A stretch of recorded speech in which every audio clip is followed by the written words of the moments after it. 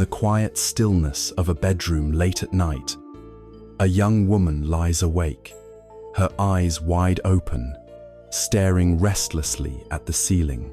She listens to the soft hum of distant traffic, the occasional rustle of leaves outside her window, but her mind hears none of this. Instead, her thoughts are racing, spiraling endlessly into a vortex of anxiety and worry. Deadlines at work, expectations from family, strained friendships, mounting bills, each thought tangled in the next, forming an unbreakable chain of tension and unease. Her heart beats faster, her breathing shallow, and sleep becomes nothing more than an elusive promise, slipping further away with each passing minute. This scenario is familiar to millions today, in a world defined by speed, productivity, and ceaseless demands. It's the modern human condition, living life entangled in a web of persistent thought, stress, and uncertainty. We have become overwhelmed, not by external events alone, but by the relentless internal monologue that refuses to quiet down. Anxiety, sleeplessness, stressful symptoms of our mind's ceaseless chatter have become so common that they're almost accepted as unavoidable aspects of daily life. Yet, there is another way. Buddhism, a philosophy and spiritual path cultivated over thousands of years, offers profound wisdom that directly addresses this contemporary crisis. At the core of Buddhist teachings is a simple yet transformative realization: you are not your thoughts.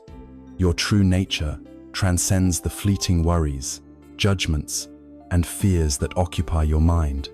Beneath the turbulence of mental noise lies an inherent peace, waiting to be rediscovered. Through the gentle practice of Zen meditation, this journey becomes possible. Zen doesn't promise instant solutions. Rather, it provides a way to observe your thoughts without getting caught in their stories, learning to witness them with compassionate detachment. When you understand that thoughts are simply passing clouds, drifting across the vast sky of your consciousness, their power to disturb your peace diminishes. Meditation becomes a means to reconnect with the calm within, to rediscover sleep, ease anxiety, and transform stress into inner strength. As you embark on this path, remember, peace does not come from silencing your thoughts entirely, but from recognizing that these thoughts do not define who you are. This understanding the liberating truth that you can observe your mind without becoming enslaved to it offers a profound relief and opens a door to restful sleep, emotional balance, and lasting tranquility. Tonight, allow yourself to step onto this gentle path toward liberation and self-discovery. Together, through the ancient wisdom of Zen Buddhism, we will explore how your restless mind can become your greatest teacher, guiding you toward deeper awareness, serenity, and restful, healing sleep. In the gentle art of Zen meditation, one of the first and most profound teachings we encounter is the ability to simply observe the mind without judgment. At first glance, this sounds deceptively simple. Yet, for anyone who has spent even a moment trying to quiet their thoughts, the challenge quickly becomes clear. Thoughts appear endless, ceaselessly flowing, often carrying fears, doubts, worries, and distractions that feel as solid as the ground beneath our feet. However, Zen teaches us a powerful truth. These thoughts are not who we are. They are merely transient phenomena that pass through the landscape of our consciousness. Your mind is naturally inclined toward activity. This inclination has helped humanity survive and thrive through countless generations. But in our modern world, the mind often runs unchecked, becoming a source of constant stress and worry, rather than a tool for survival. You might notice how, when left unattended, your thoughts effortlessly drift into patterns of negativity and anxiety. One worry leads to another.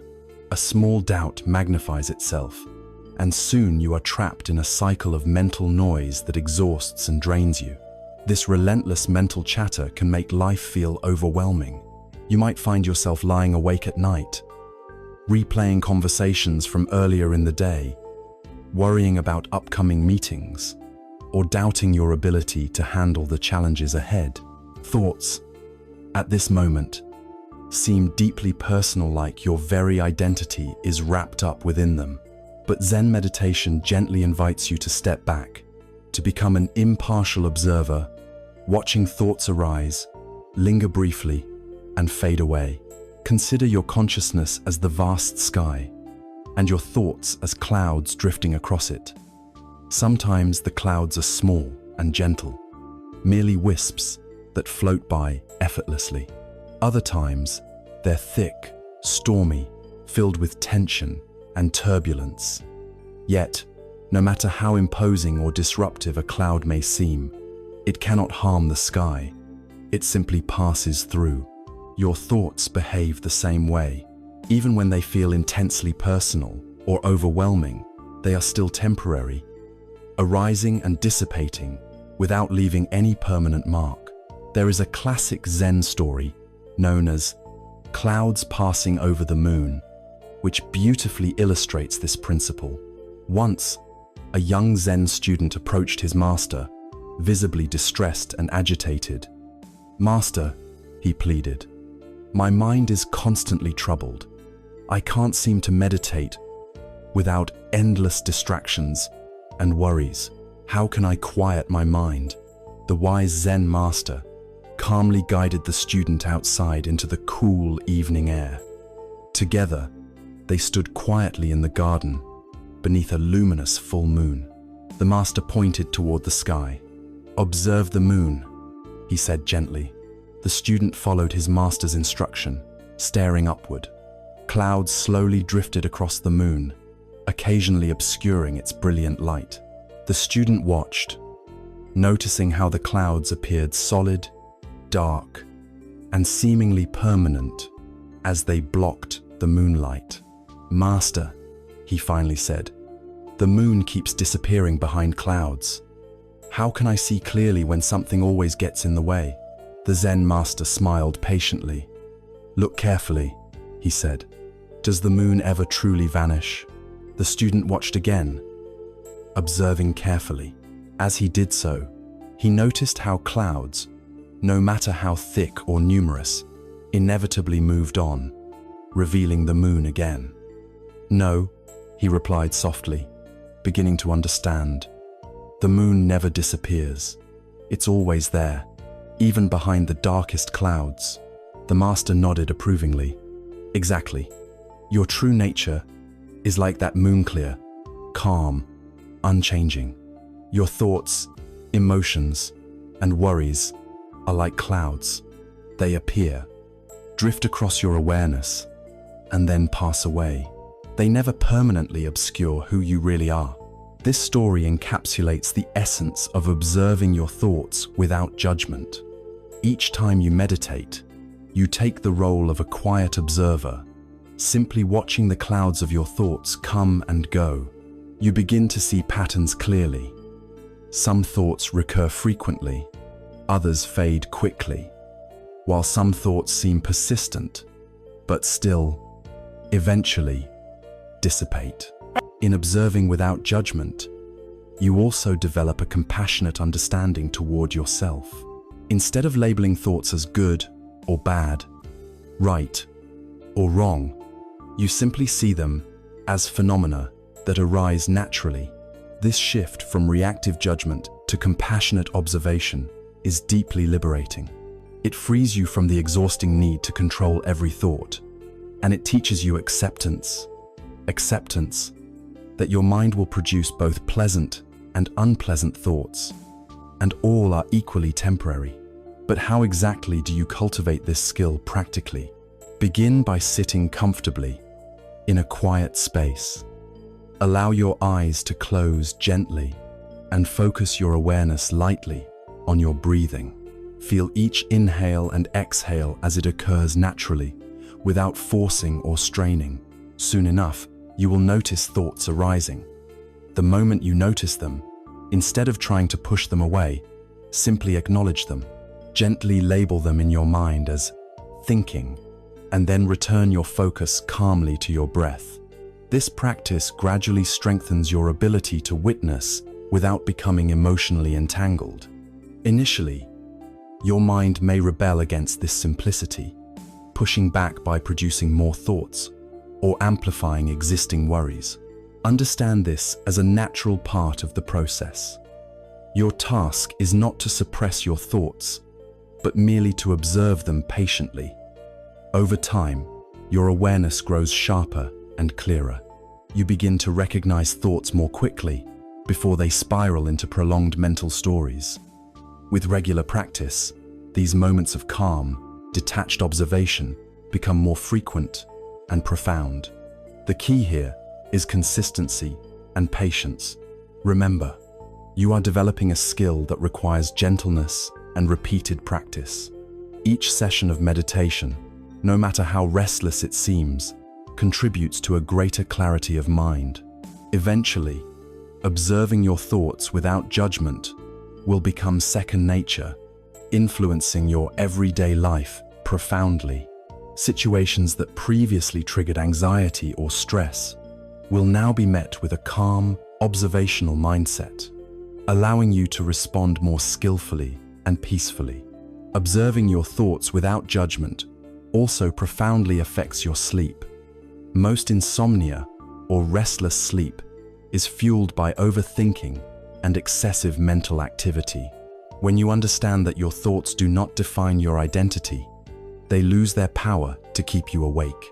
Instead of fighting against restless thoughts at night, you calmly observe them until they naturally fade, allowing your mind to slip effortlessly into restful sleep. Imagine the peace of lying in bed, thoughts arising as usual, but no longer being drawn into their drama. Imagine witnessing these thoughts come and go until your consciousness gently drifts into restful sleep. This is not just a dream, it's a realistic outcome of regularly practicing non-judgmental observation through Zen meditation. Your mind, once a source of constant agitation, can become your greatest ally. The thoughts that previously seemed threatening or overwhelming transform into mere clouds passing through the vast openness of your consciousness. Like the young student beneath the moonlight, you too will discover that behind every worry, behind every anxiety, your true nature remains untouched and serene. Tonight, give yourself permission to begin this gentle journey. Remember, each thought that arises is just another cloud passing. You are the sky vast, peaceful, and eternally free from disturbance. At the heart of Zen meditation and Buddhist wisdom lies a profound yet often overlooked truth: the impermanence of all things. Everything, from our most tangible possessions to the intangible stream of thoughts flowing through our minds, is temporary. Nothing lasts forever. This fundamental Buddhist principle, known as anicca, offers us an invaluable key to liberation from anxiety, stress, and the ceaseless mental chatter that steals our sleep and peace. By deeply understanding and embracing impermanence, we begin to shift our relationship with our own thoughts, learning to release them gracefully rather than clinging to them anxiously. Consider the nature of your thoughts. When you're consumed by worry or fear, it can feel as if these thoughts have taken permanent residence within your mind. They seem heavy, persistent, and often frighteningly real. Yet if you reflect honestly, you'll find that every thought, no matter how distressing, is fleeting. Thoughts arise spontaneously, linger momentarily, and then fade away naturally, replaced by new thoughts and feelings. Even the most intense emotions, fear, anxiety, sadness, come in waves. They peak, crest, and inevitably recede, leaving behind only temporary impressions. Yet, despite this obvious truth, humans have an almost instinctive tendency to cling. We hold on to certain thoughts, replay them obsessively, and amplify their significance in our minds. We believe, mistakenly, that holding on tightly grants us some measure of control. But the paradox is this: the more tightly we cling, the more we suffer. Anxiety grows stronger when we try to grasp onto thoughts and fears that, by their very nature, are transient. To illustrate the transformative power of understanding impermanence, consider the ancient parable known as "This too shall pass." Long ago, there lived a king who, despite his wealth and power, found himself constantly tossed between happiness and despair. He experienced tremendous joy when things went well, but was thrown into deep sadness whenever adversity struck. Desperate for peace, the king summoned the wisest sages in his kingdom, demanding they find a magical object that could stabilize his emotions, something that would temper his joy and soften his sorrows. The sages searched far and wide, but found nothing, until, one day, an elderly sage approached the king, handing him a simple golden ring engraved with 4 small words. The king looked closely and read the inscription, "This too shall pass." At first, the king was puzzled, even disappointed. How could these simple words grant him peace? But he wore the ring faithfully. Soon, the wisdom of the inscription became clear. In moments of happiness, the king would glance at the ring and remember that his joys were fleeting, prompting him to cherish every good moment fully. In times of despair and difficulty, the ring reminded him that his pain, too, was temporary, and that better times would inevitably return.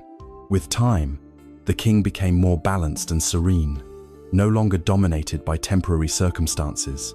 He had finally found true peace not by controlling life, but by embracing its inherent impermanence. The wisdom of this story holds a profound message for each of us, especially in the modern world, where stress and anxiety run rampant. When we internalize the truth of impermanence, we begin to see clearly that our anxious thoughts, those racing fears that keep us awake at night, are just as temporary as clouds passing through the sky. They might obscure the clarity of our mind for a moment, but inevitably they drift away, leaving behind a calm, spacious clarity.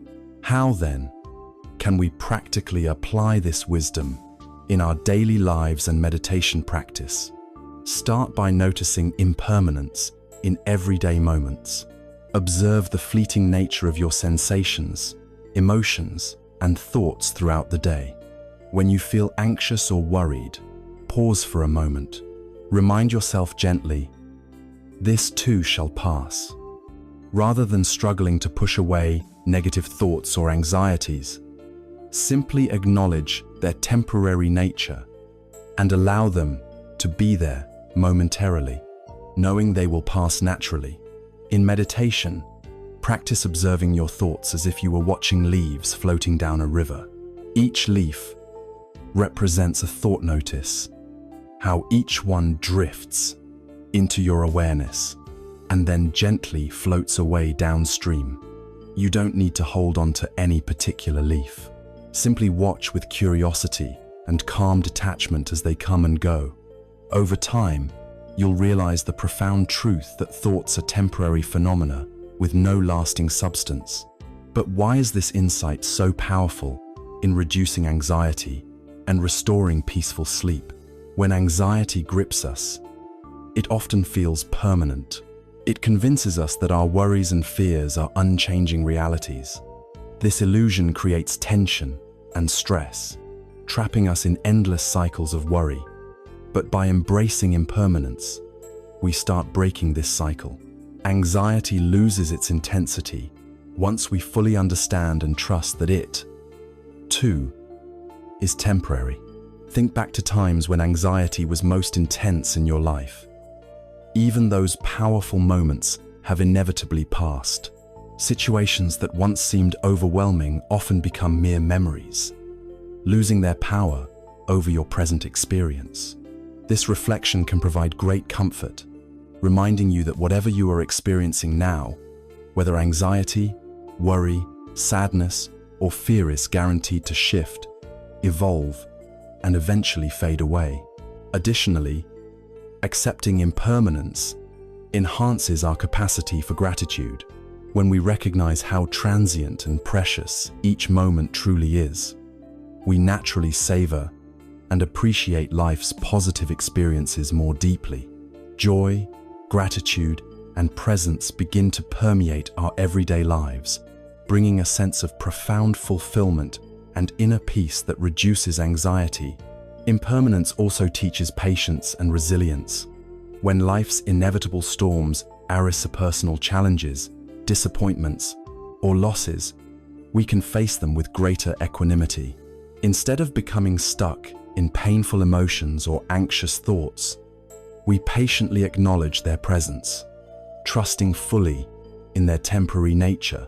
This patient approach to life's challenges creates a stable inner core of peace and strength, enabling us to respond skillfully rather than reactively. Imagine yourself lying awake at night, caught in anxious thoughts about tomorrow's meeting, financial worries, or relationship stresses. Instead of resisting these thoughts, gently remind yourself of impermanence. Recognize that these worries, while valid, are not permanent realities. They are merely temporary clouds passing through your consciousness. Simply observe these worries without resistance, allowing them to gradually dissolve on their own. Soon, your breathing naturally slows, your heartbeat calms, and a gentle sense of relief washes over you. Sleep, previously elusive, now comes softly and peacefully. Through dedicated practice and patient reflection, this transformative understanding of impermanence will become deeply rooted within you. No longer imprisoned by the illusion of permanence, you will move through life's ups and downs with a sense of spacious calm, recognizing clearly that every experience, pleasant or unpleasant, is transient. Tonight, begin this simple yet profound journey. Embrace impermanence wholeheartedly. Gently remind yourself, in times of stress, anxiety, or uncertainty, this too shall pass. Each moment becomes an opportunity to deepen your understanding of life's transient nature, guiding you naturally toward tranquility and restful sleep. As you close your eyes tonight, trust fully in the impermanent nature of your thoughts and feelings. Allow each worry, fear, or stress to gently come into your awareness and then float away. In this soft surrender, you will rediscover the profound peace that lies beyond the temporary turbulence of your mind. The true peace and restfulness that Zen meditation, rooted deeply in the wisdom of impermanence, offers you every night. In the gentle path of Zen meditation, one of the most profound and transformative teachings is the practice of non-attachment, learning to let go, to release the tight grip we habitually maintain on thoughts, possessions, outcomes, and even relationships. At its core, non-attachment is about finding freedom from the suffering created by our constant clinging and grasping. The truth is that much of our anxiety and stress arises not from events themselves, but from our own resistance to letting things unfold naturally.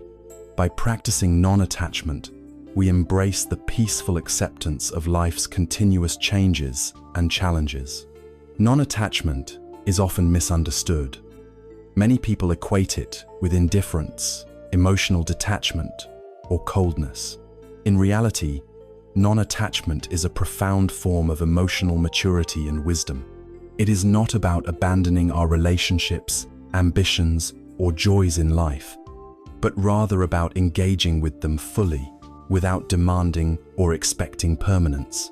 Non-attachment allows us to live deeply and meaningfully, fully immersed in every experience, yet free from the suffering that arises from fear, loss, and disappointment. Consider how attachment to thoughts operates within your own mind. Each day, thousands of thoughts arise naturally in your consciousness: worries about the future, regrets about the past, desires, plans, hopes, and fears. Typically, when a thought arises, we instinctively latch onto it.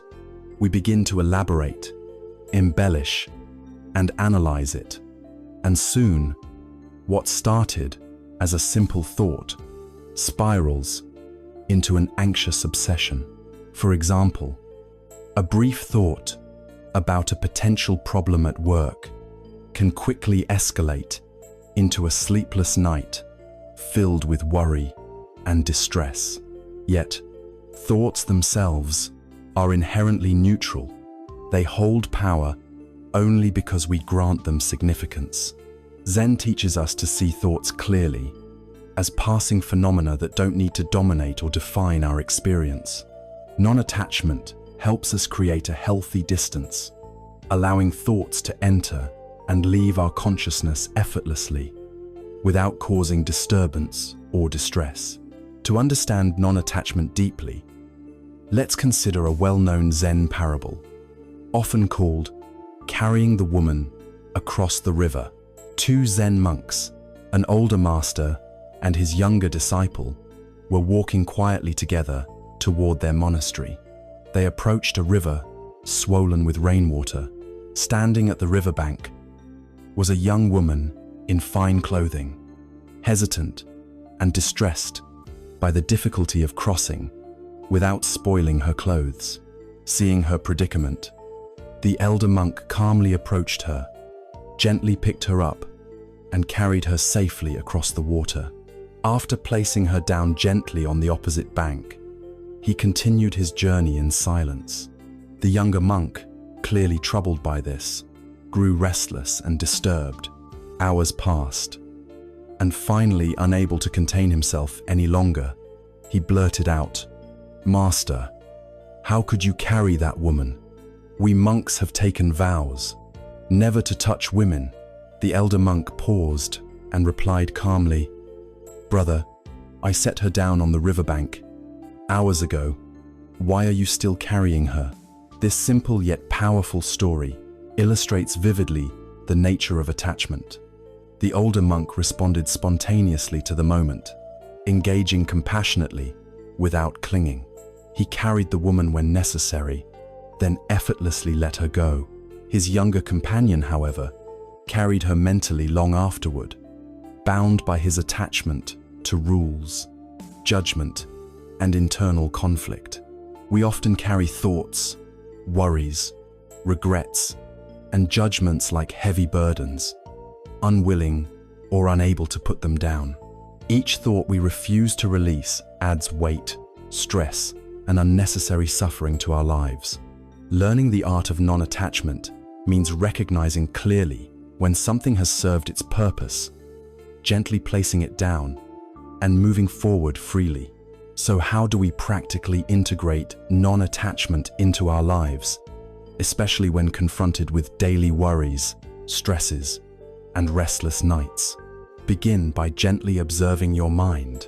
When a thought or worry arises, perhaps anxiety about tomorrow's meeting, concern about a family member, or regret over a past mistake, notice your immediate impulse to grab hold of it.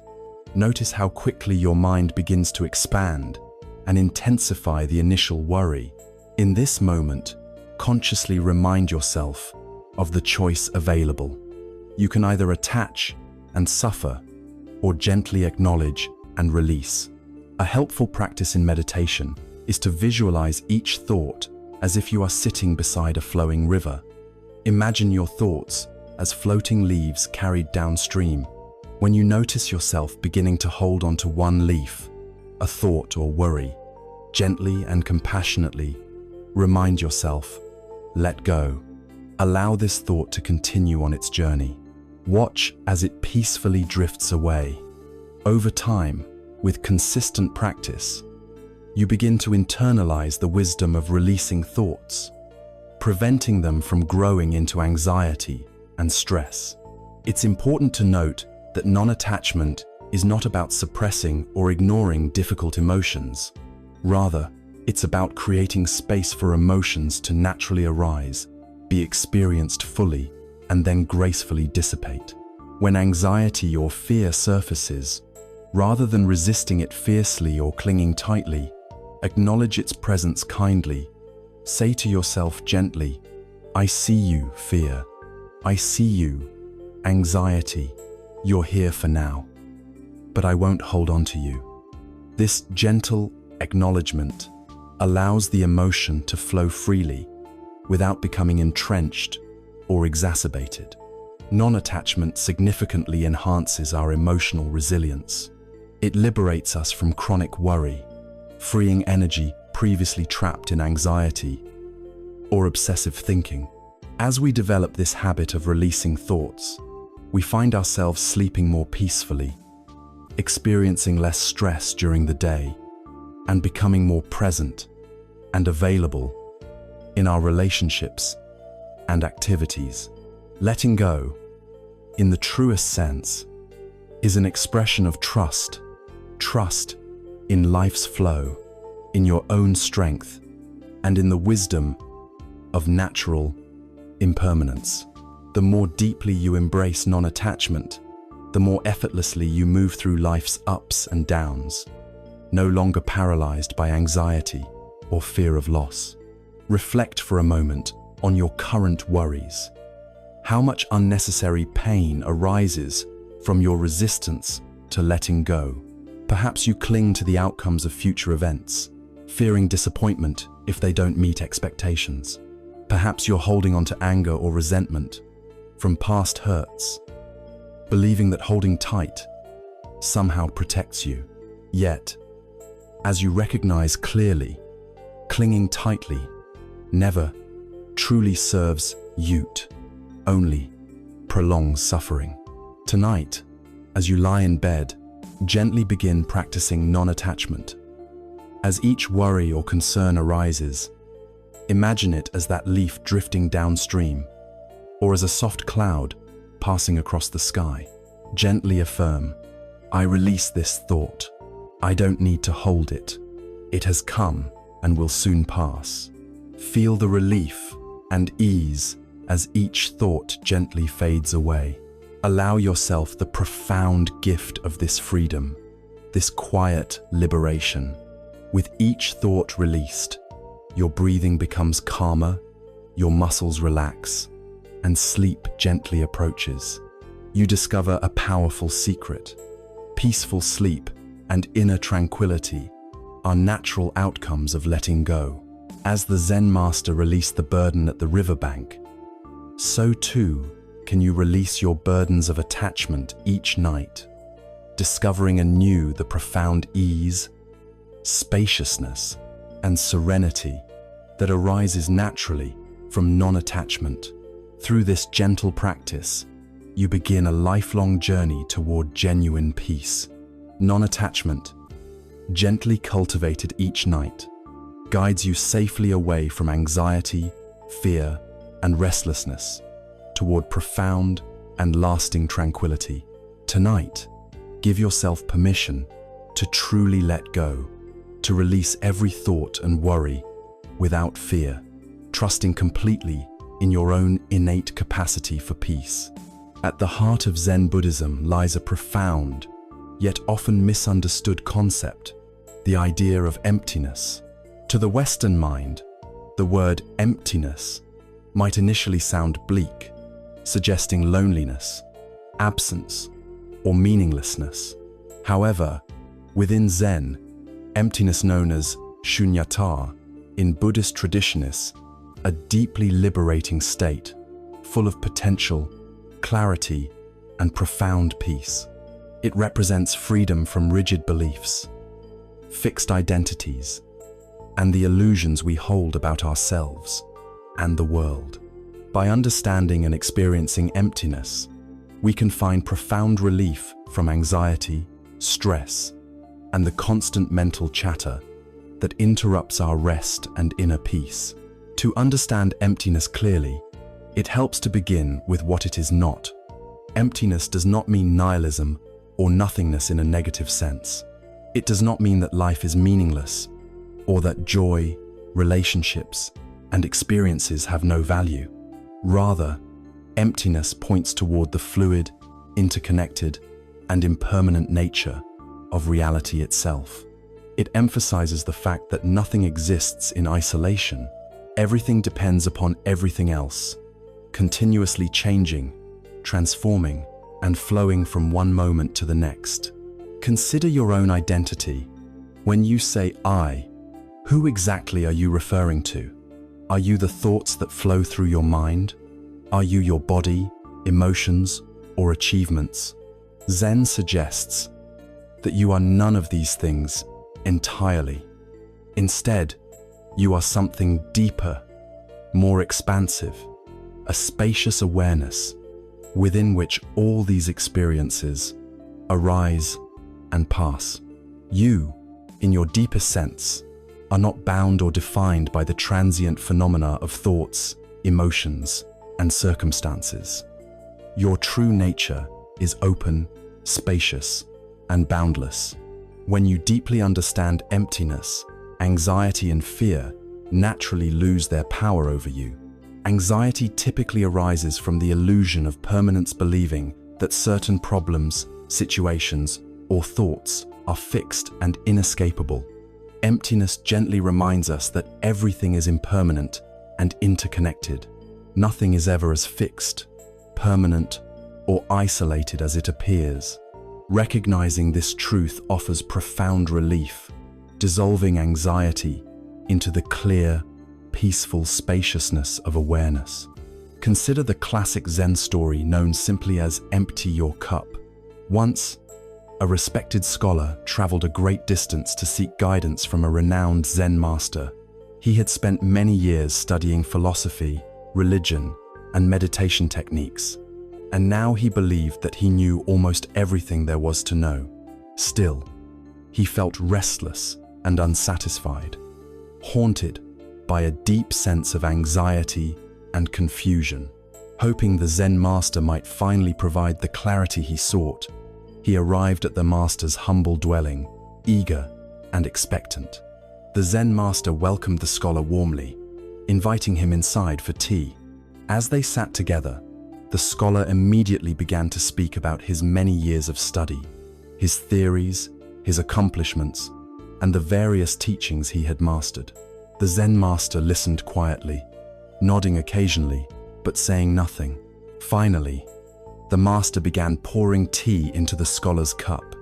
He poured continuously, even as the cup quickly filled and tea overflowed onto the table and the floor.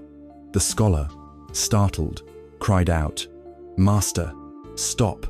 My cup is already full, it cannot hold any more."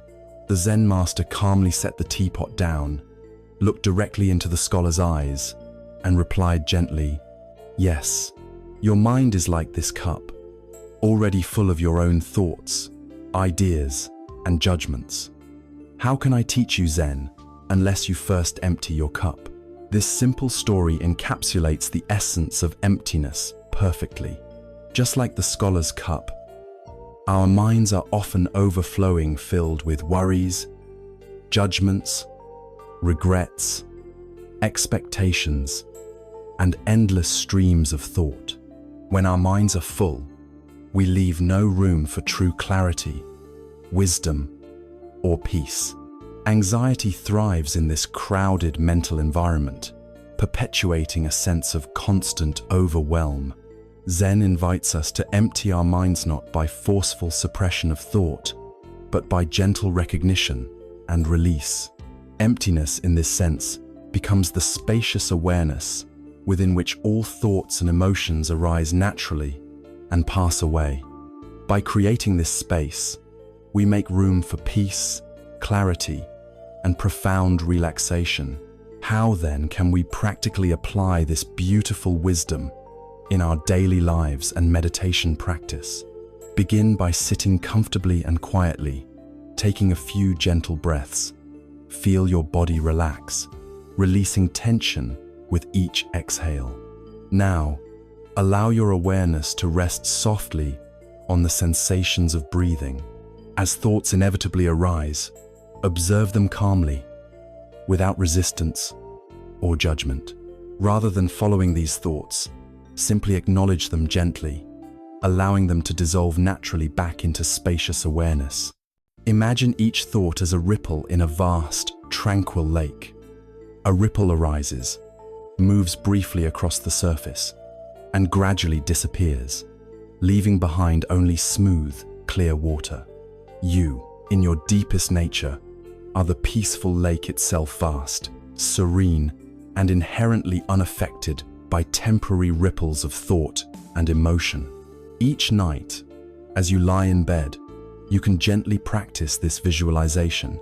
Picture your restless thoughts and anxieties as ripples slowly fading away, gradually returning to perfect stillness. You begin to recognize that these anxious thoughts, no matter how intense or persistent they feel, are ultimately temporary phenomena with no lasting substance. Emptiness, when understood and experienced directly, creates a profound shift in your relationship with anxiety and stress. It gently reveals that the thoughts causing worry or sleeplessness are not as solid or permanent as they seem.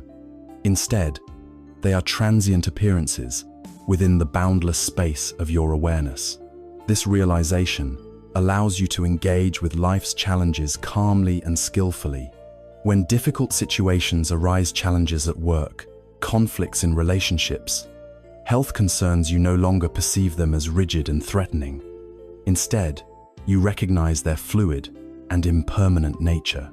You face them with equanimity, clarity, and confidence, knowing that, ultimately, everything shifts, evolves, and transforms.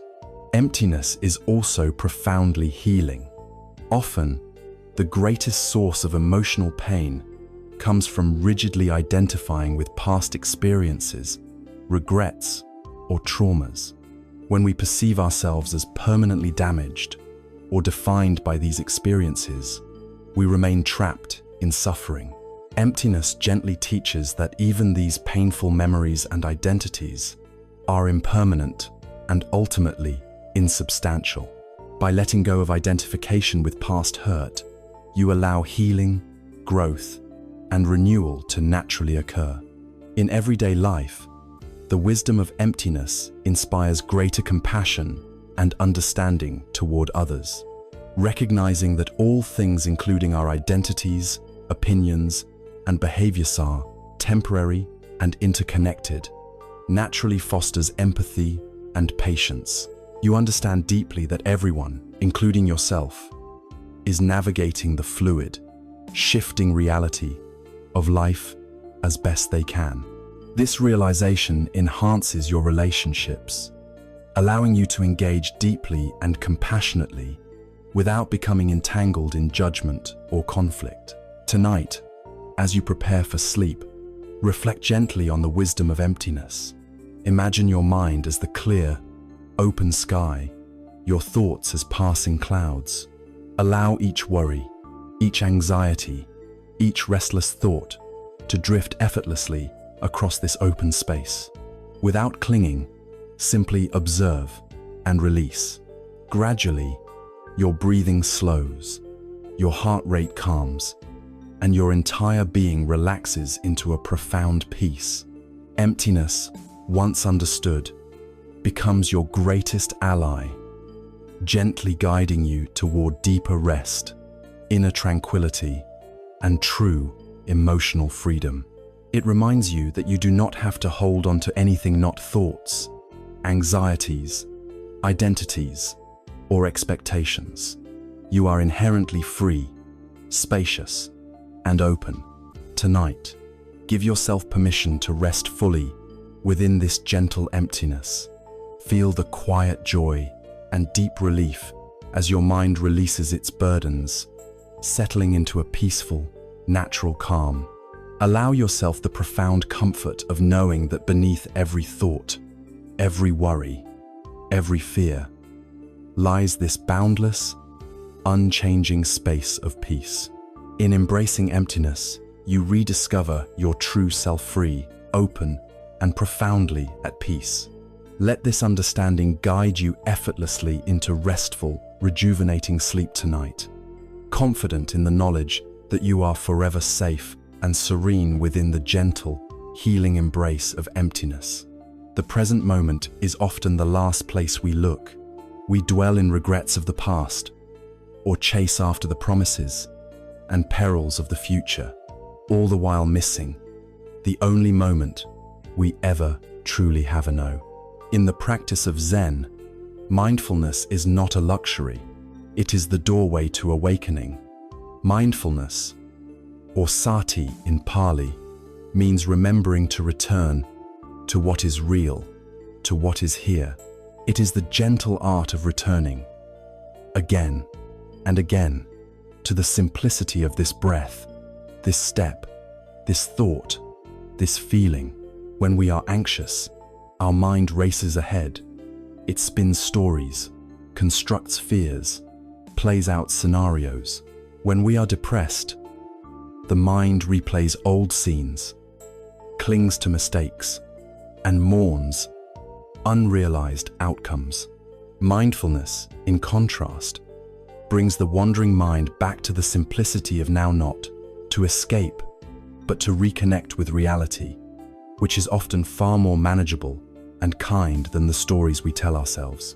Mindfulness is not about adding something to your experience. It is about subtracting distraction. You don't need to become mindful. You already are aware. The practice is simply about deepening that awareness, purifying it from interference and unconscious reactivity. It is learning to dwell fully where life is happening in the present. Thich Nhat Hanh, the revered Vietnamese Zen master, spoke beautifully of this. He said, "Drink your tea slowly and reverently, as if it is the axis on which the world revolves slowly, evenly, without rushing toward the future." This isn't just poetic advice, it's practical medicine for the weary soul. Let's take a simple example. Imagine eating an orange. Normally, we peel the orange mindlessly while watching television or scrolling on our phone. We chew quickly, thinking about tomorrow's meeting or yesterday's conversation. But in mindfulness practice, we slow everything down. We observe the texture of the peel, the burst of citrus aroma as it's opened. We notice the segments, how they fit together. We take one, feel its coolness, place it in our mouth, and truly taste. Sweet, sharp, soft, and vibrant. An ordinary orange becomes extraordinary. This way of living isn't limited to food. It applies to walking, breathing, brushing your teeth, having a conversation. Mindfulness restores a kind of sacredness to the ordinaria, subtle reminder that this moment, just as it is, holds more than enough. And in this sacredness, anxiety softens. When we truly arrive in the present, we interrupt the cycle of compulsive thinking. In this space, peace becomes possible. Let's reflect on a parable from Zen tradition that illustrates the power of returning to presence. The tale of the two arrows. One day, the Buddha asked his disciples, "If a man is struck by an arrow, is it painful?" They nodded. "Yes, Lord. And if the man is struck by a second arrow, is that even more painful?" Again, they agreed. Then the Buddha explained, "In life, we cannot always avoid the first arrow pain, disappointment, aging, sickness. But the second arrow, reaction, our resistance, our rumination is optional. It is the suffering we add through our thoughts."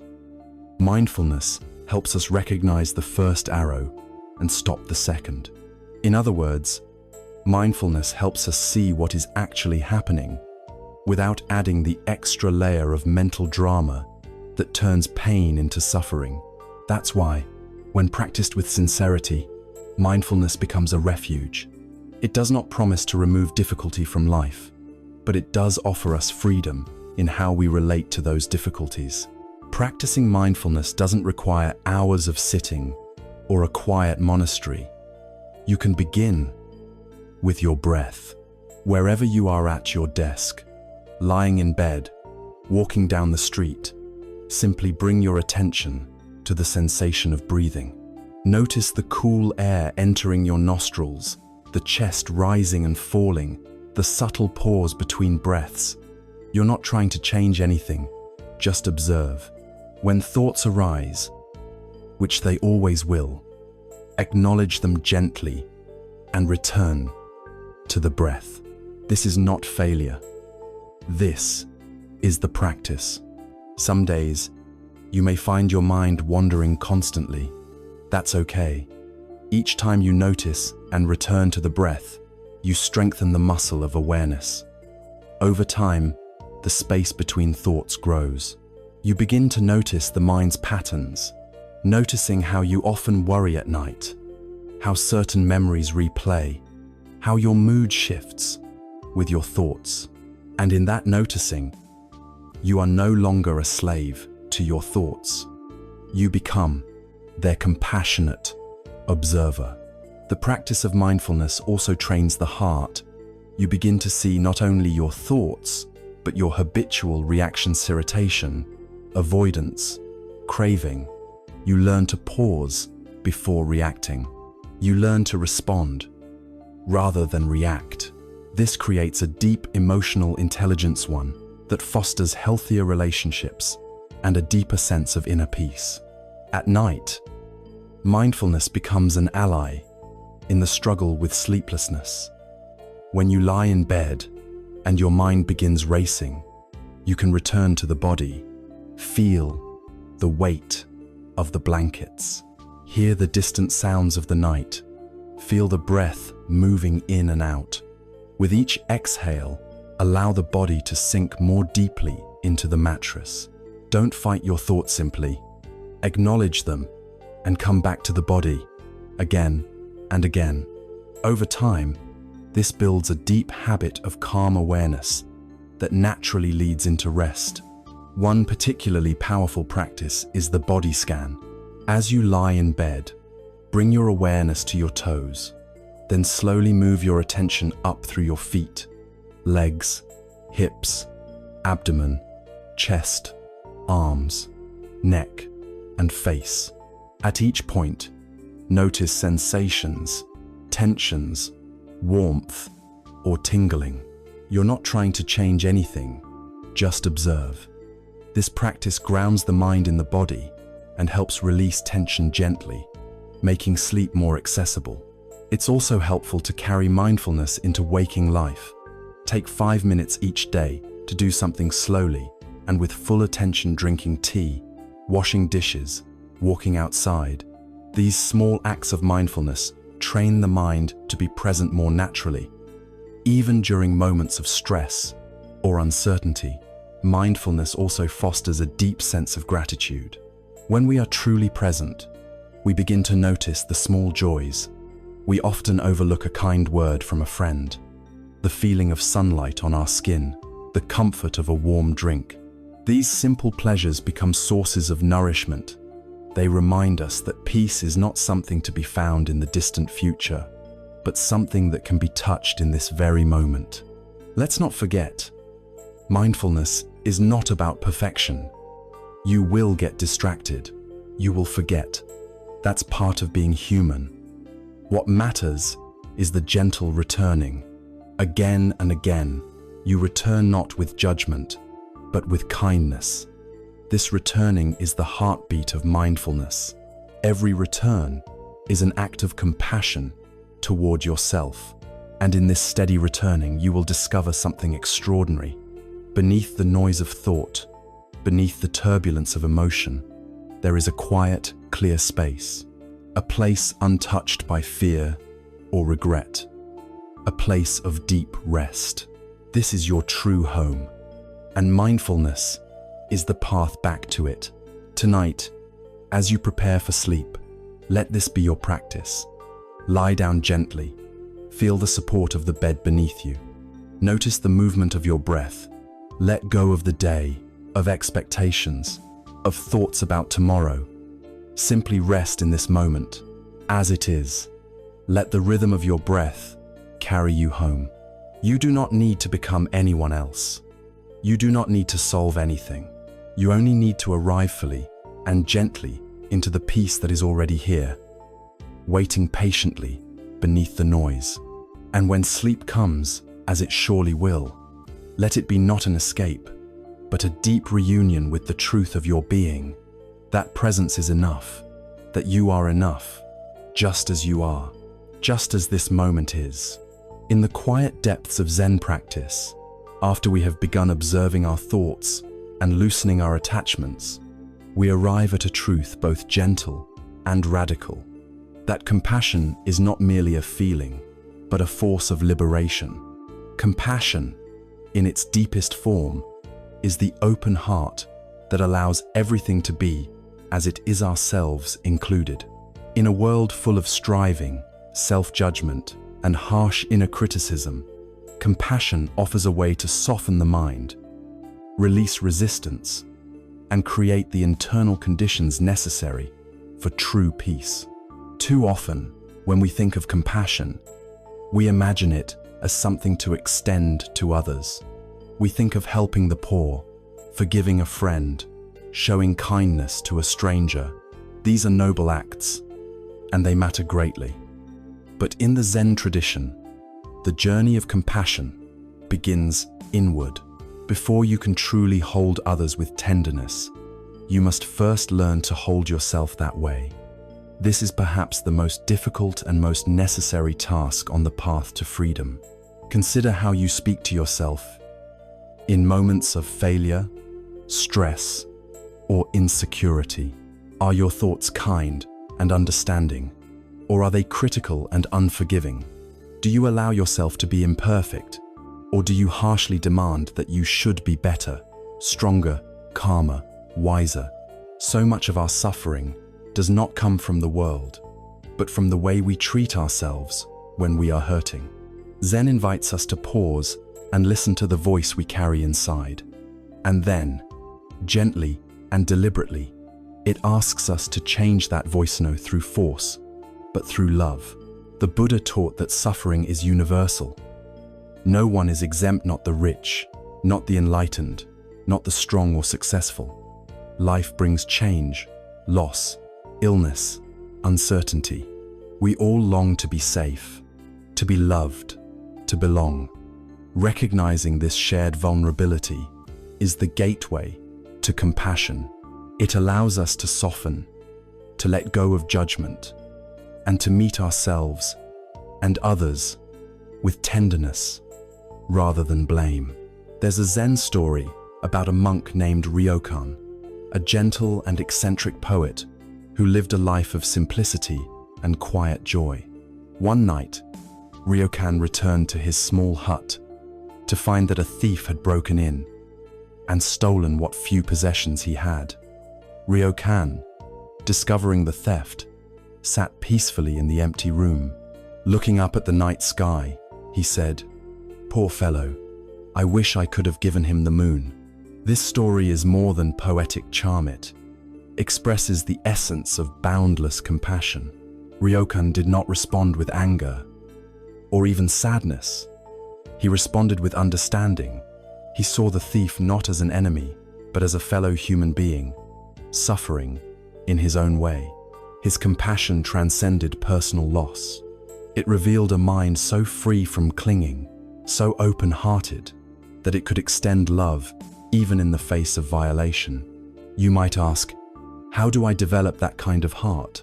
How do I respond to myself with kindness when I feel unworthy, ashamed, or afraid? The answer begins with awareness. In the quiet of meditation or the stillness before sleep, begin to notice how you relate to yourself. When anxious thoughts arise, do you react with frustration or shame? When you make a mistake, Do you berate yourself endlessly?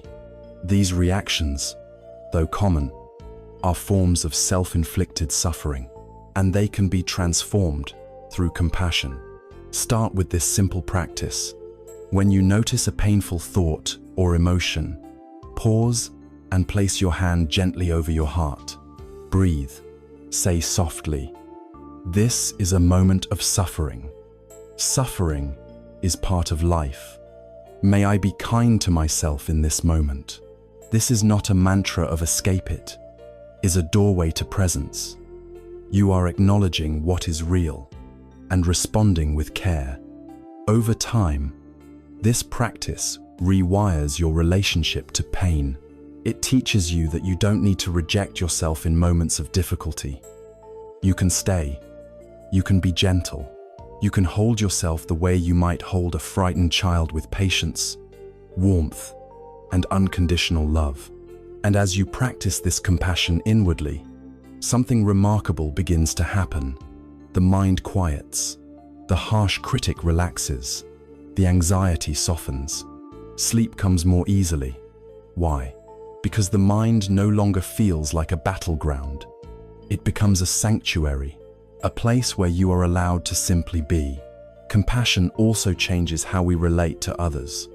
When we see someone behaving badly, we begin to look deeper. Instead of reacting with anger or judgment, we wonder, what pain might this person be carrying? What fear or loneliness lies beneath their actions? This shift doesn't excuse harmful behavior, but it humanizes it. It replaces blame with curiosity and separation with connection. One of the most powerful teachings of the Buddha is the practice of metta, or loving kindness. In metta meditation, we begin by offering kindness to ourselves, then to a loved one, then to someone neutral, then to someone we have difficulty with, and finally, to all beings. The phrases are simple. May I be safe. May I be happy. May I be healthy. May I live with ease. Repeated silently, over and over. These words soften the heart. They awaken a sense of connection that transcends self and other. In the beginning, this practice might feel mechanical or even insincere. That's okay. The purpose is not to feel a certain way, but to cultivate the intention. Over time, the repetition of these words creates new grooves in the mind paths of compassion that replace the well-worn trails of fear and judgment. You might try this tonight. As you lie in bed, place your hand on your heart and silently say, "May I be at peace. May I feel safe in my body. May I let go of today.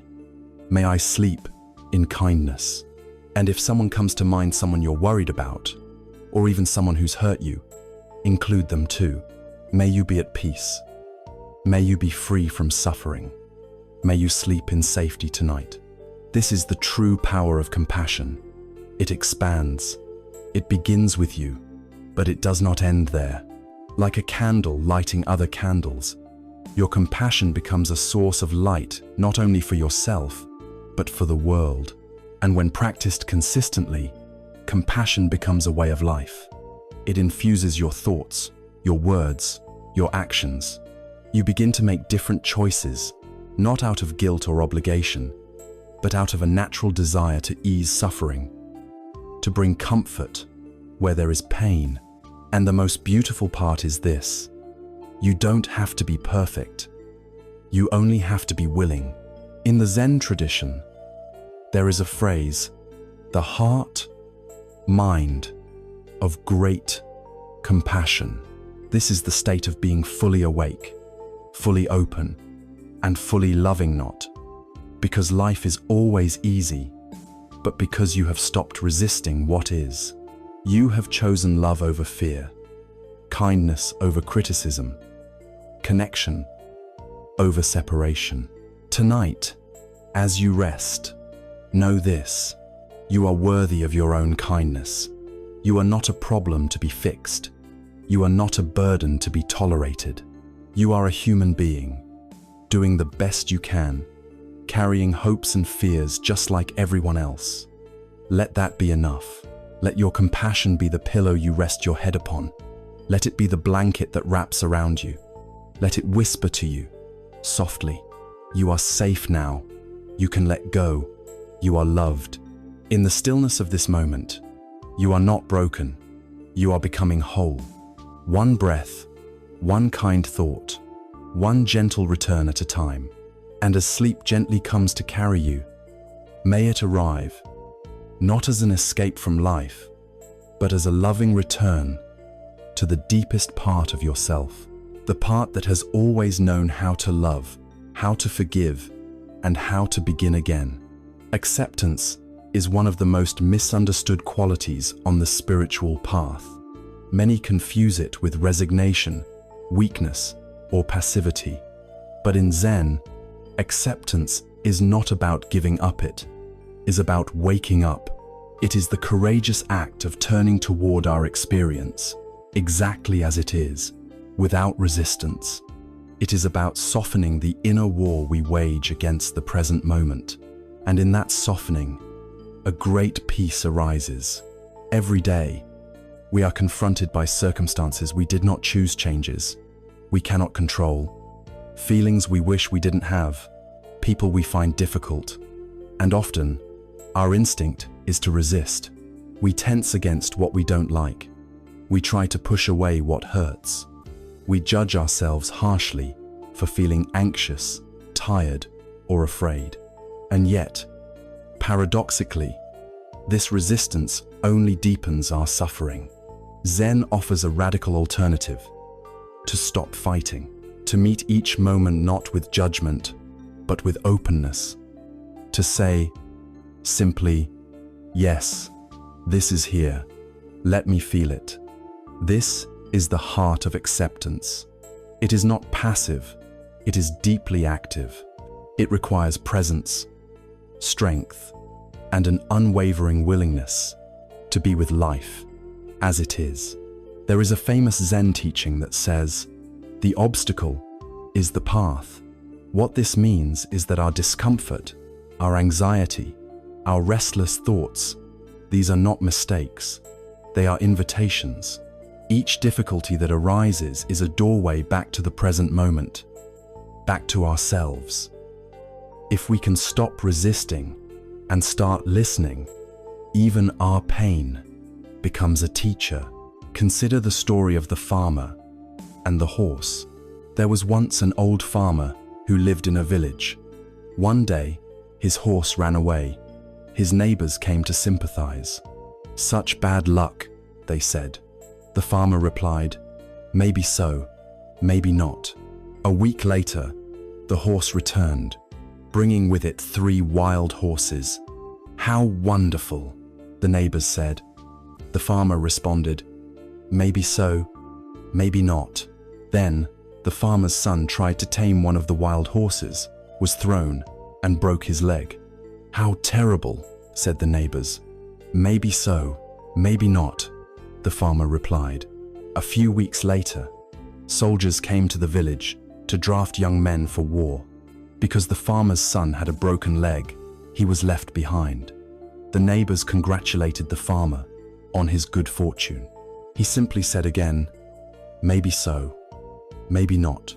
And this parable captures the deep wisdom of acceptance. When we let go of labeling events as good or bad, we begin to see the greater flow of life. We learn to trust that we don't need to control everything to be okay. We don't need to understand everything to rest in peace. Acceptance begins in small moments. You're stuck in traffic and late for a meeting. You're lying in bed and your thoughts are racing again. You're exhausted, overwhelmed, uncertain. These are the moments where the path opens. Instead of resisting, pause, breathe, say to yourself gently, "This is here. Let me be with it." You are not approving of suffering, you are acknowledging reality. And in that acknowledgement, the tension begins to dissolve. It is helpful to remember, acceptance is not agreement. You can accept a feeling without liking it. You can accept a situation without condoning it. Acceptance simply means you stop pretending reality is something other than it is. You stop demanding that this moment be different. You allow yourself to feel what is truer right here, right now. There is immense power in this practice. When you stop fighting the moment, your energy is no longer wasted in resistance. You reclaim your strength. You come home to yourself. In meditation, we can cultivate this quality by gently observing what arises in the body and mind. As you sit or lie down, notice the breath. Notice sensation, tightness, warmth, tension, ease. Notice thoughts, memories, plans, doubts. Whatever appears, let it be there. Don't try to change it. Don't judge it. Just notice. As if you were sitting by a river, watching leaves float by. Each thought, each feeling is just a leaf. You don't need to pick it up. You don't need to stop the flow. Just watch. Just allow. This is acceptance in action. Watching without clinging. Witnessing without pushing away. One powerful phrase you can use in this practice is, let it be. When fear arises, let it be. When sadness arises, let it be. When joy arises, let it be. This simple phrase becomes a doorway to equanimity. It trains the heart to be spacious enough to hold the full range of human experience. And this doesn't just apply to emotional states, it applies to how we relate to ourselves. Many of us carry a deep belief that we are not enough. We think we must be more spiritual, more disciplined, more peaceful, more perfect. But Zen whispers something else. You are already whole. There is nothing wrong with you. You don't need to fix yourself. You only need to meet yourself exactly where you are with love. This kind of radical self-acceptance is not complacency. It's the soil in which true transformation grows. When we stop rejecting ourselves, healing begins naturally. When we hold ourselves with compassion, change happens from the inside out. This is especially important when it comes to anxiety and sleep. Often, when we feel restless or can't sleep, we become frustrated. Why can't I just relax? We ask. What's wrong with me? This inattention becomes a second layer of stress. But what if, instead, we accepted the experience? What if we said, I'm feeling anxious. That's okay. I can be with this. Just this small shift can change everything. By welcoming the present moment, you invite peace. Even if sleep doesn't come right away, you rest in a deeper stillness. You stop struggling. You start softening. There's a quiet wisdom that arises when we stop trying to force life into a shape we prefer. We begin to trust that we can handle what's here. We realize that even in discomfort, there is dignity. Even in pain, there is presence. You might think of acceptance as a kind of inner bowing, a bow to this breath, a bow to this thought, a bow to this body, exactly as it is tonight. Not out of defeat, but out of reverence, out of love for the life that is unfolding, imperfect, unpredictable, and real. As you lie in bed tonight, bring this spirit of acceptance into your body. Feel the breath as it moves in and out. Feel the weight of the sheets, the temperature of the air, the rhythm of your heartbeat. If thoughts arise, notice them. Let them be.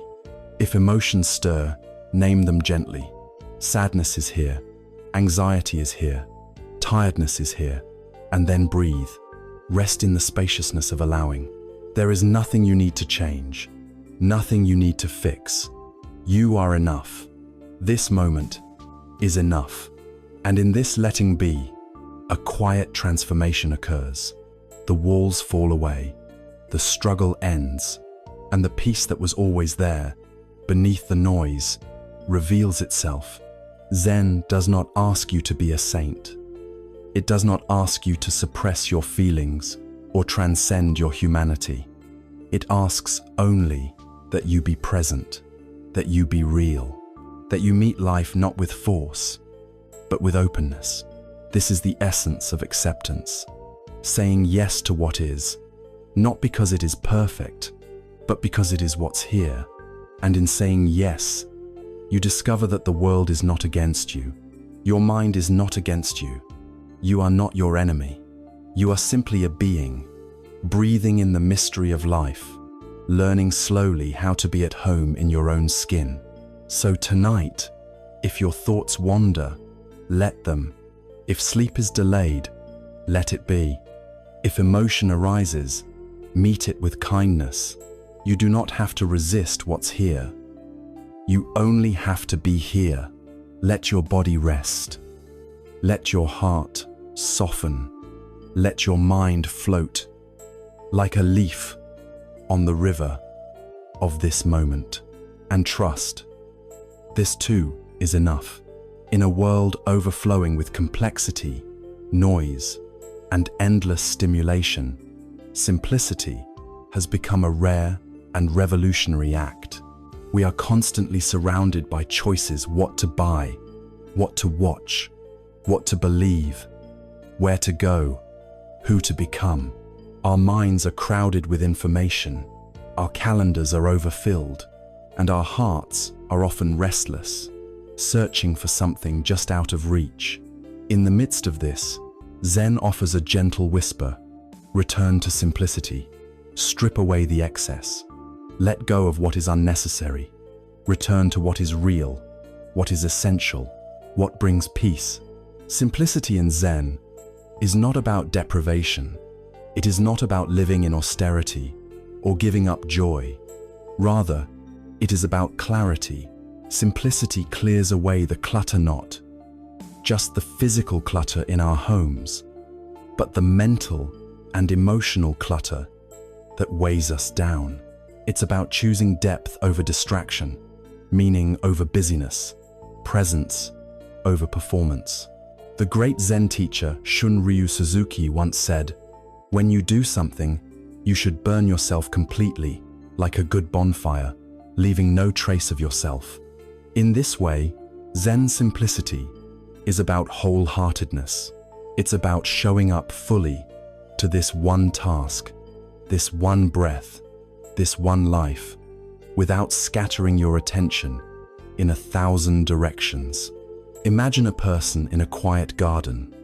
There are no phones buzzing, no deadlines looming, no urgent tasks pulling at them, just the sound of birdsong, the rustle of wind through leaves, the sensation of soil beneath their feet. In that moment, everything unnecessary falls away. What remains is enough. What remains is peace. This is the essence of simplicity, not the absence of things, but the presence of what matters. But how do we begin to cultivate simplicity in our modern lives, where everything seems urgent and important? It begins with awareness.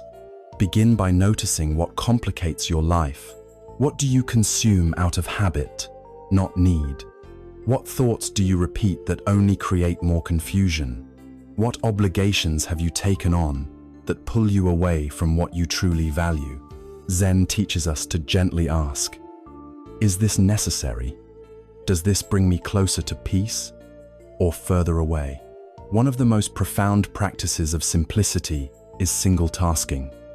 In a culture that glorifies multitasking, this practice can feel radical. But when you bring your full attention to just one thing, you experience it more deeply. Whether it's drinking tea, washing the dishes, writing an email, or walking down the street, do it with full awareness. Let it be enough. This is the practice of living simply. Thich Nhat Hanh once told a story about washing the dishes. He said that when you wash the dishes, wash them to wash the dishes, not to get them done. If you are washing the dishes only to finish, your mind is already in the future. But if you wash them with mindfulness, with presence, you are free. Even the most mundane act becomes a meditation. a sacred ritual, this spirit of simplicity extends to our speech as well. Zen practitioners are known for being economical with words. They value silence, pauses, and the clarity that comes from speaking only what is true, kind, and necessary. In this way, our relationships also become simpler. We stop trying to impress, defend, or control. We begin to speak from the heart and listen with sincerity. But perhaps the most important area where simplicity is needed is in the realm of thought. Our minds are often like overgrown garden stems with old stories, tangled beliefs, endless speculation. Simplicity invites us to prune, to question what we believe, to notice which thoughts bring peace and which bring pain, to gently release the ones that no longer serve. One practice you can try is called mental decluttering. Before bed, take a moment to sit quietly, close your eyes, and imagine your mind as a room. What's in it? What's lying around? Unfinished tasks, worries, regrets, hopes. Gently pick up each item and ask, is this useful right now? If not, place it outside the room. You can return to it later. For now, let your inner space be open, clean, simple. This practice prepares the mind for sleep. It helps you realize that you don't have to carry everything at once. You can set things down. You can return to simplicity.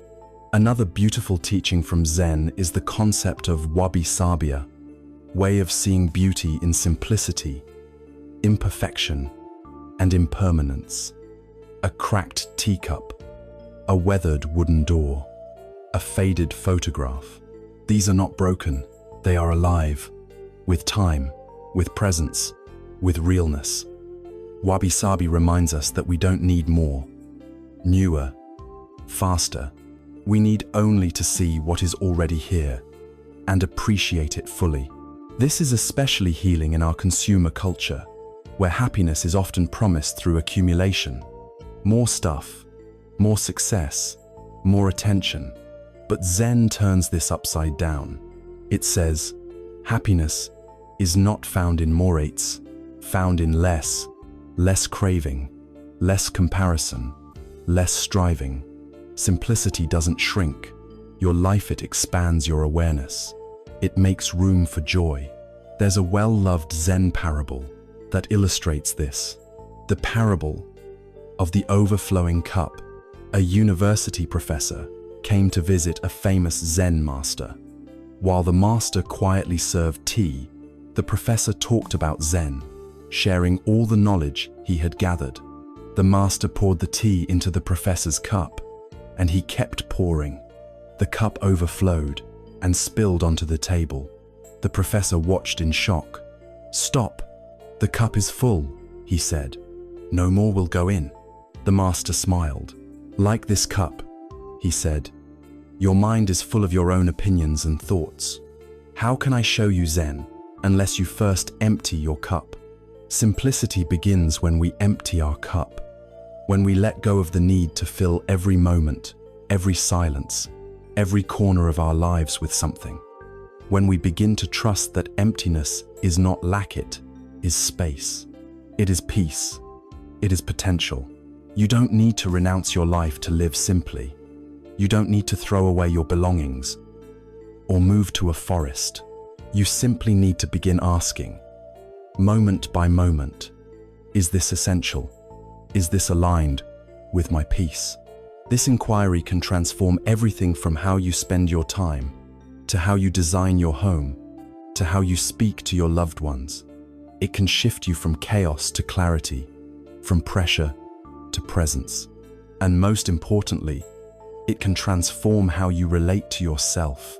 You don't need to be everything. You don't need to do everything. You don't need to fix everything. You can just be.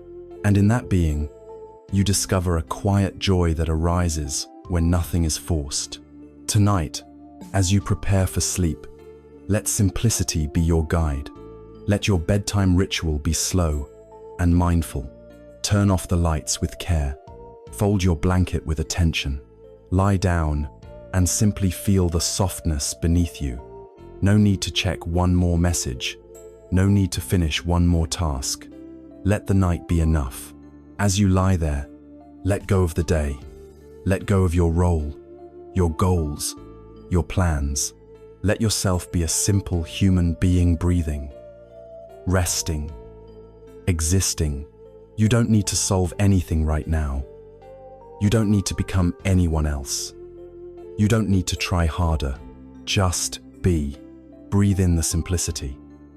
Breathe out the tension. Breathe in the stillness. Breathe out the noise. Let the simplicity of this moment cradle you like a lullaby. You are not lost. You are returning to what truly matters, to the breath, to the body, to this quiet, sacred now. And in this simplicity, you will find your peace. There is a quiet power that lives in the background of the mind, so subtle, so gentle, that we often overlook it entirely. It does not shout, it does not push, and it never demands.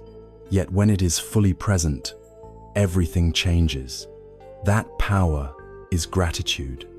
And in the Zen tradition, gratitude is not simply a reaction to receiving something pleasant. It is a way of seeing, a way of living, a way of awakening. Gratitude, in its truest form, is not conditional. It does not rely on circumstances being perfect or life unfolding exactly as we wish. Rather, it arises from the simple recognition of what is already here. Breath, shelter, a warm cup of tea. The fact that we have made it to this moment, the ability to feel, to think, to be. Gratitude is not a luxury reserved for the lucky. It is a birthright we can all claim, right now, with exactly what we have. In modern life, we are trained to focus on what is lacking. We scroll through images of other people's lives, measuring our own by impossible standards. We are constantly told that we need more success, more love, more time, more productivity. In such a climate, gratitude becomes a radical act. It interrupts the cycle of wanting. It says, "This moment is enough. I am enough. Life is already offering me so much." The Zen approach to gratitude is beautifully simple. It is not about grand gestures or elaborate lists. It is about presence. When you are truly present with a moment, with the scent of jasmine in the air, the feel of sunlight on your skin, the sound of rain tapping against the window, you begin to feel thankful, not because someone told you to be, but because the moment itself is inherently precious. There's a classic Zen teaching that says, "A day without work is a day without food." It reminds us that even the most ordinary tasks, sweeping the floor, preparing a meal, folding clothes, are worthy of reverence. When performed with mindfulness and care, they become acts of devotion, expressions of gratitude for life itself. One of the simplest ways to practice gratitude is to shift your attention. Instead of asking, "What's missing?" ask, "What is here?" Instead of waiting for something to be grateful for, look closely at what is already present. Try this. Wherever you are, pause for a moment. Look around. What can you appreciate in this moment? The light filtering through the window, the steadiness of your breath, the fact that, in a world full of noise, you've carved out a moment to be still. This is no small thing. This is the beginning of peace. Let's return to a Zen story, one that captures this spirit with quiet beauty. The gift of the moment. A student once asked his master, "What is the essence of Zen?" The master replied, "When hungry, eat. When tired, rest." The student was confused. "But doesn't everyone do that?" The master smiled. When people eat, their minds are full of other things. They chew and dream. They swallow and worry. They are rarely where they are. But I eat when I eat. and I rest when I rest. And that is Zen." End quote. This story illustrates something profound. Gratitude and mindfulness are deeply intertwined. When we are fully present with what we are doing, gratitude naturally arises. We begin to savor, to appreciate, to recognize the richness in the ordinary. Consider the simple act of walking. In a rush, walking becomes a means to an end, just a way to get from one place to another. But when we walk mindfully, each step becomes a blessing. We feel the contact of our feet on the ground, the movement of our muscles, the balance of our body. We remember that not everyone can walk. Suddenly, a daily routine becomes a sacred experience. Or think of your breath, often taken for granted. It is the very thread of life. And yet, when we pause and truly feel the breath moving in and out, we touch something miraculous. The breath asks for nothing. It sustains you freely, moment after moment. What would it mean to say thank you to your breath? Not with words, but with awareness. Gratitude also softens the heart. It dissolves resentment, envy, and bitterness. These emotions feed on comparison and scarcity. But gratitude reminds us of abundance, not the abundance of possessions, but the abundance of experience, of opportunity, of beauty.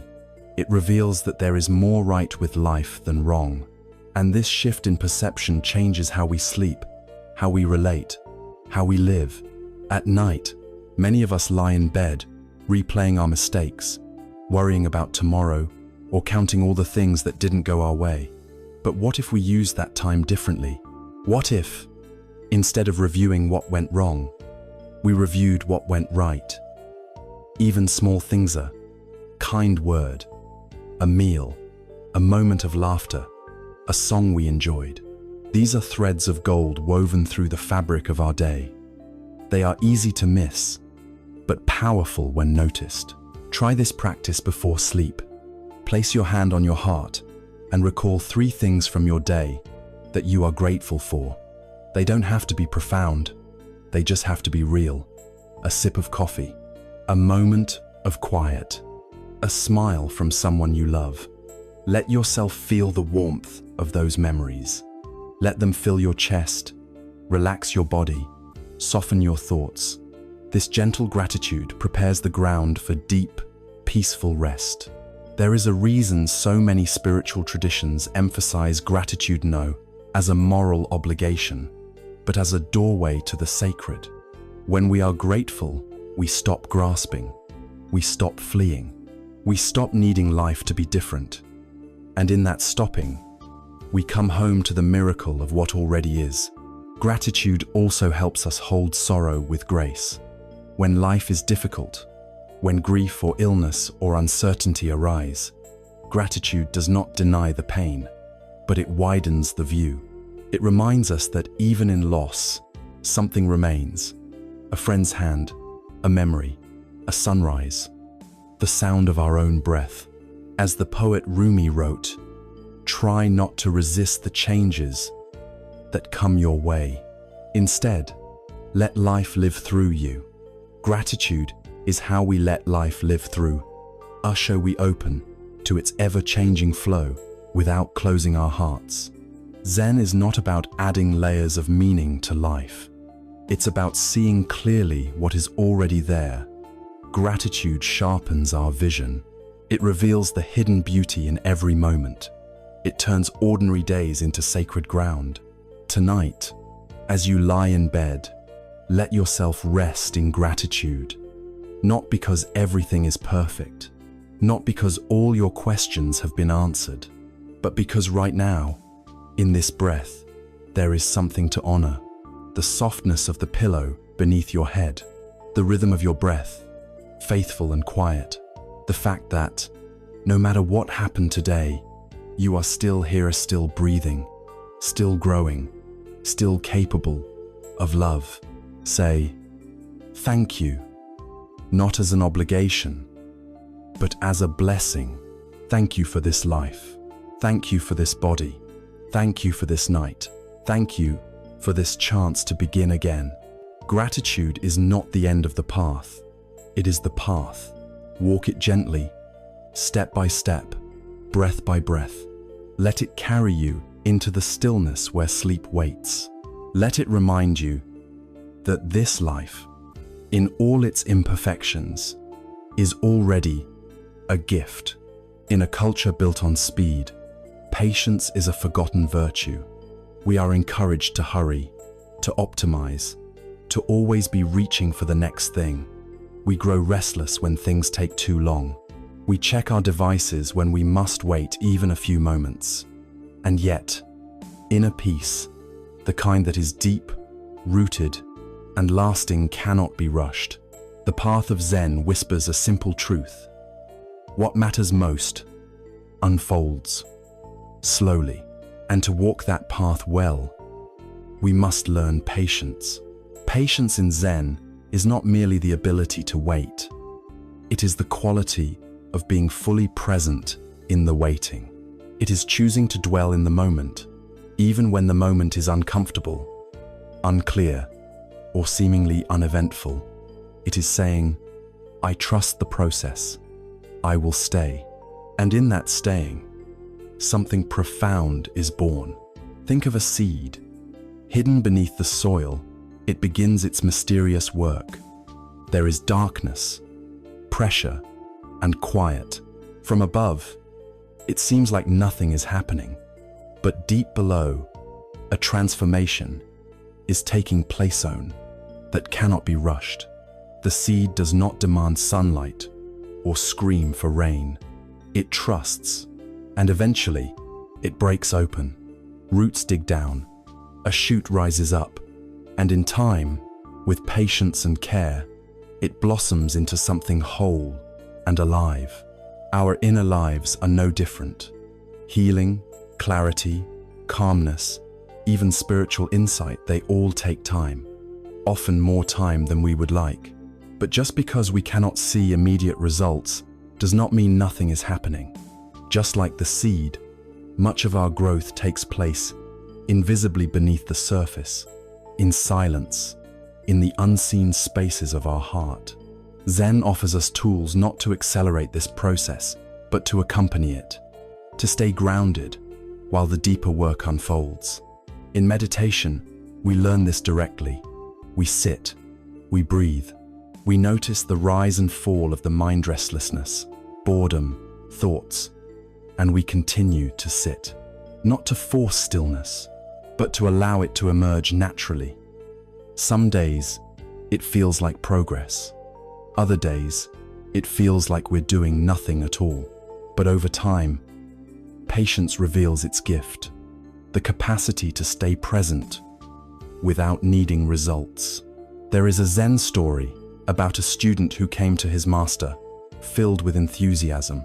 "How long will it take me to find enlightenment?" he asked. The master replied, 10 years. The student frowned. "That's too long. What if I try really hard, meditate every day, and devote myself completely?" The master replied, "Then it will take 20 years. The student was confused. "But why would trying harder take longer?" The master smiled. "Because the more you grasp, the further away you are." This story captures the paradox of patience. The more we strive anxiously for peace, the more elusive it becomes. But when we settle into the process, with faith and presence, peace finds us. Patience is also an antidote to self-judgment. So often, we are harsh with ourselves for not changing quickly enough. We think we should be over our anxiety by now, sleeping better by now, calmer by now. We compare our progress to others or to unrealistic expectations. But Zen reminds us, there is no timetable for healing. There is only the moment. And in each moment, we can return with kindness. We can say, "I am still learning. I am still growing." And that is enough. You can practice patience in small ways throughout your day. When you're waiting in line, Instead of reaching for your phone, take a breath. Feel your feet on the ground. Notice your surroundings. Or, when you're speaking with someone who moves slowly, instead of rushing them, listen with full attention. These small acts of patience cultivate a spaciousness inside you, a willingness to meet life on its own terms. Another powerful place to practice patience is with your thoughts. When anxiety arises, we often want it gone immediately. We push it away, distract ourselves, or criticize our minds. But what if we practiced patience instead? What if we said, "This is here right now. I will sit with it gently. I won't rush it out the door." When we meet anxiety with patience, it begins to soften. We realize it's not an enemy to be conquered, but a visitor to be understood. And over time, this gentle patience becomes a sanctuary, a place where even difficult emotions can rest. At night, patience is essential. Often, when we lie down to sleep, we bring a sense of urgency. I need to fall asleep now. I have to rest, or tomorrow will be ruined. This pressure creates tension, which keeps us awake. But when we shift into a patient mindset, everything changes. Instead of trying to force sleep, we simply rest. We feel the breath. We soften the body. We accept the moment as it is. If sleep comes, wonderful. If not, we still rest in presence. We let go of the clock. We trust that rest will arrive in its own time. Try this tonight. As you lie in bed, place your hands gently on your belly. Feel the rise and fall of your breath. Say silently, "There is no rush. I am safe. I am held. I can rest now." Repeat it as a lullaby for your nervous system. Let it cradle you. There is another Zen image that expresses patience beautifully, that of a stone under a waterfall. Day after day, water flows over it, sometimes gently, sometimes with force. The stone doesn't move, it simply stays. And over time, the water polishes it, shapes it, transforms it. This is the power of patient presence. It doesn't resist, it allows. And in that allowing, it is changed. Patience also deepens our relationships. When we give others the space to unfold at their own pasito, speak, to change, to grow, create a field of trust. We stop trying to fix or rush them. We learn to listen. And this creates the conditions for true intimacy. But just as importantly, we must offer that same patience to ourselves. There will be days when we forget, when the mind races, when the body is tense, when nothing seems to work. These are the moments when patience is most needed, not as a discipline, but as a kindness. You might think of patience as a form of inner parenting. When a child is upset, a wise parent doesn't shout, "Calm down now." They kneel down, hold the child, and say, "I'm here. Take your time. I'll be with you as long as it takes." What if you spoke to yourself that way? What if you allowed your healing, your rest, your growth to take the time it needs? This is not weakness. This is deep wisdom. The world rushes. Zen rests. The world demands results. Zen values presence. The world says, "Be there already." Zen says, "You are already here." Tonight, let patience be your companion. Let it sit beside you like an old friend, saying, "There is no need to hurry. Everything is unfolding. Just rest." Let it soften your muscles, slow your breath, quiet your thoughts. You don't need to finish the journey tonight. You only need to take one step.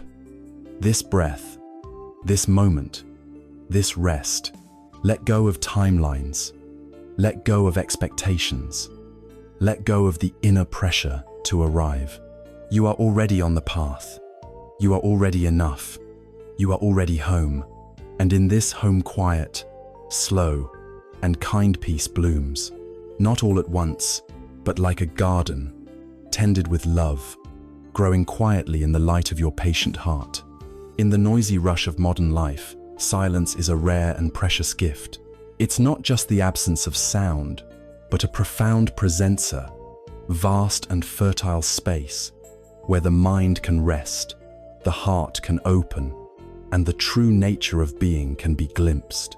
Silence is the foundation of Zen practice, the fertile soil in which awakening takes root. Yet, silence can also be unfamiliar, uncomfortable, even frightening for many. We have grown so accustomed to distraction and noise that when stillness arrives, we don't know how to receive it. The essence of silence is not emptiness or nothingness.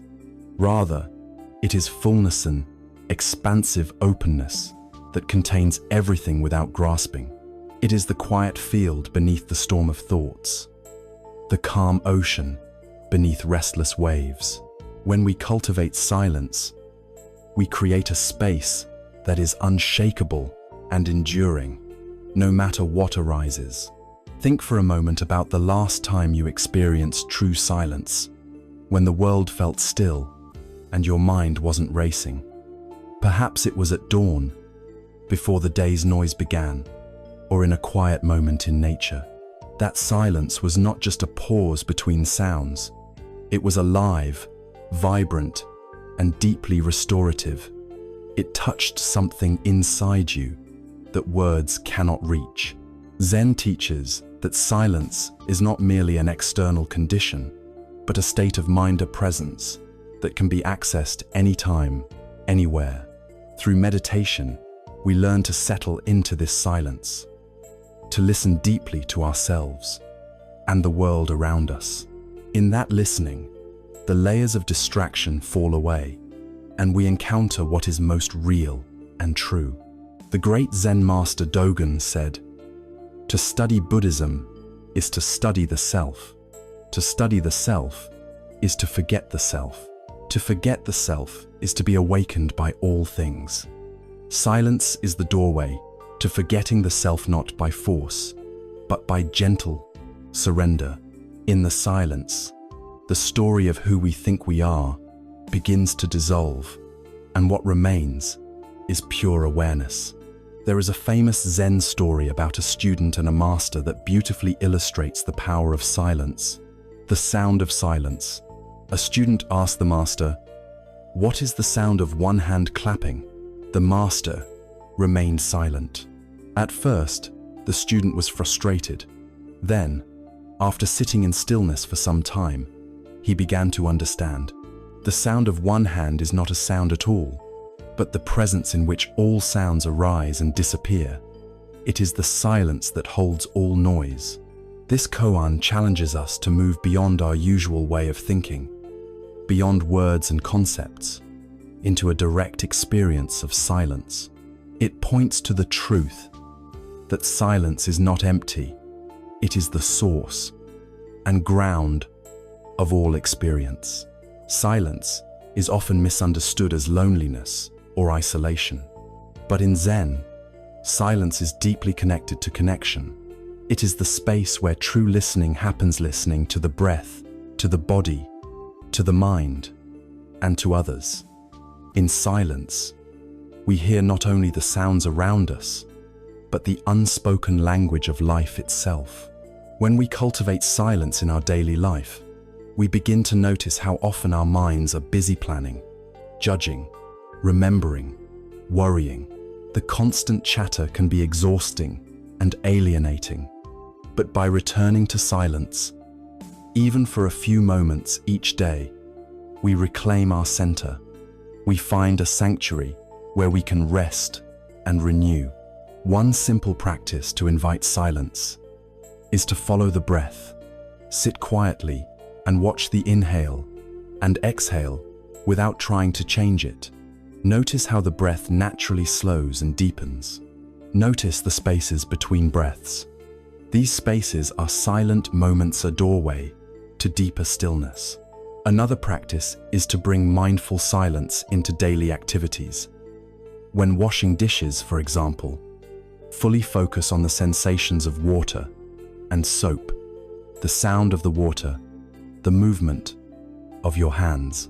Let your attention rest in this simple act without distraction. This is not doing less, but doing fully. Silence can also be a healing refuge when emotions feel overwhelming. Instead of pushing away difficult feelings or getting caught up in stories, we can allow ourselves to sit in silence with whatever arises. We don't have to fix or change anything. We simply witness, allowing the natural flow of experience. This witnessing is powerful because it releases the grip of reactivity. When the mind quiets, the compulsive cycles of fear, anger, or sadness loosen. We begin to see that these feelings are temporary and ever-changing. Like clouds passing through a vast sky, the body is a powerful gateway to silence as well. When we slow down and tune into bodily sensations, feeling the weight of the body on the chair or floor, noticing areas of tension or ease, we cultivate presence and stillness. The body anchors us in the now, in the quiet moments before sleep. Cultivating silence is especially important. Many people find their minds racing with worries, plans, or regrets, preventing restful sleep. By consciously returning to silence, feeling the breath, relaxing the body, listening to the stillness around you, prepare the nervous system to rest. You might try a practice of silent awareness before sleep. Lie down comfortably and bring your attention gently to your breath. Notice the rising and falling of your abdomen or chest. When thoughts arise, simply acknowledge them and let them go, returning to the breath. Allow the silence to deepen naturally. This practice is not about forcing the mind to be quiet, but about allowing the natural stillness beneath thought to emerge. With patience, this silence becomes a refuge, a nurturing space that invites deep rest and healing. Zen reminds us that silence is the ultimate teacher. It reveals what words cannot. It shows us the impermanence of all things, the interconnection of all beings, and the spaciousness at the heart of existence. When we embrace silence, we begin to see that we do not need to fill every moment with noise or distraction. We learn to appreciate the pauses, the gaps, the quiet spaces in life. These moments are not empty, but full of possibility openings where insight, healing, and peace arise. In the embrace of silence, we awaken to the present moment's richness. We realize that beneath the surface of our busy lives is a vast, still presence always here, always waiting, always loving. Tonight, as you prepare for sleep, invite this sacred silence into your heart. Let go of the day's chatter, the worries, the noise. Rest in the stillness of your breath. Feel the support of your body. Listen to the quiet around you. You do not need to fix anything. You do not need to solve anything. You only need to be here, fully and gently, in this moment. This silence is your home. This silence is your peace. This silence is your awakening. Rest now, deeply and fully, in the sacred space of stillness, and let sleep carry you softly into the night. In the quiet stillness of Zen, there comes a moment when we begin to see through one of the deepest illusions of the human experience, the belief in a solid, separate self. This illusion is not just a philosophical idea, it is the very root of our suffering. When we believe ourselves to be isolated, divided from others, the world becomes a battleground of competition, fear, and longing.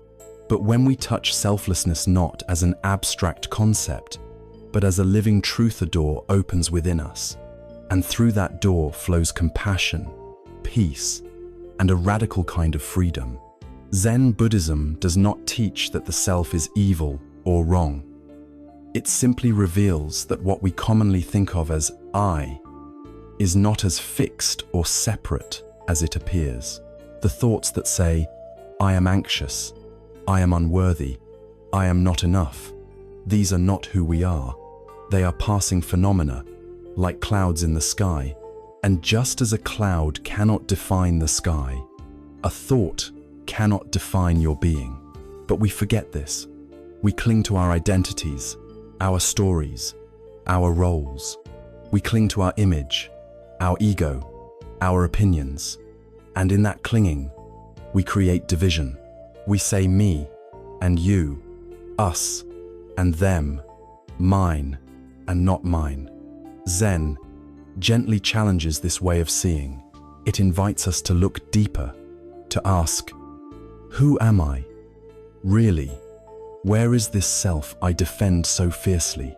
One of the most famous Zen koans, a paradoxical question used in meditation, asks, show me your original face before your parents were born. It sounds impossible, even absurd, but the koan points beyond logic. It invites us to look beyond conditioning, beyond language, beyond personality, to something more essential, more spacious. Your original face is not your name, your history, or your achievements. It is the awareness that sees, the presence that feels, the stillness beneath all movement. It is not separate from anything, and when you glimpse it, even for a moment, the boundary between self and other dissolves. Consider a moment when you were completely absorbed in something, a piece of music, a sunset, the face of someone you love. In that moment, the sense of I faded. There was only presence, only experience. That is the taste of selflessness. Not loss, but unity. Not absence, but wholeness. There is a Zen story that illustrates this beautifully. The empty boat. A monk was rowing his boat across a quiet lake when he saw another boat drifting toward him. At first, he thought nothing of it, but as the boat came closer and closer, and he saw that it would soon collide with his, he began to get irritated. Why doesn't the person steer away? He thought. The boat bumped into his, and the monk shouted, "Watch where you're going." But then he saw it was an empty boat. No one was inside. The anger vanished. There was no one to blame. The monk later said that this moment changed his life. He realized that all the things he reacted to, all the insults, judgments, expectations, were like empty boats. They only hurt because he took them personally. He clung to the idea of a self that could be attacked or offended.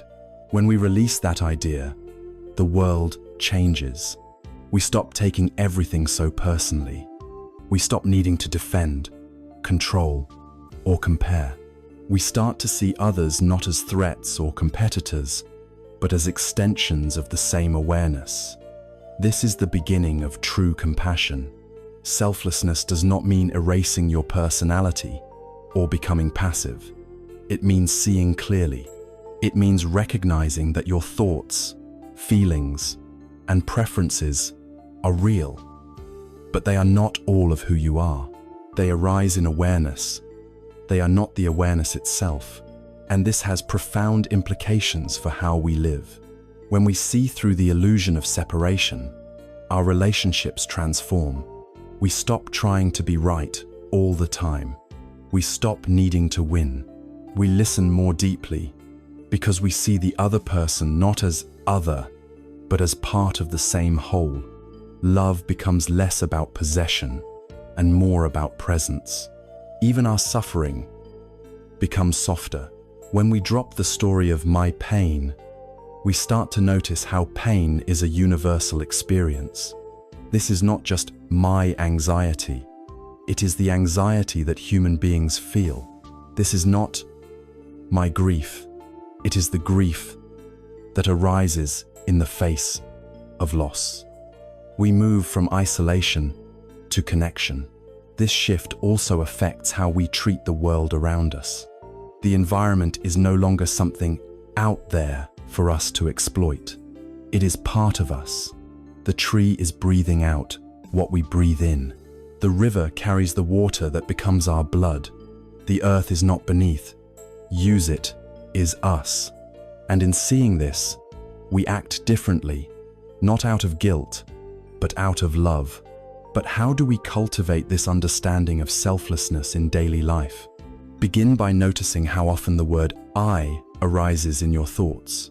I want, I fear, I need, I deserve. Don't judge these thoughts. Simply observe them. Ask gently, who is this I? Where is it located? Can I find it?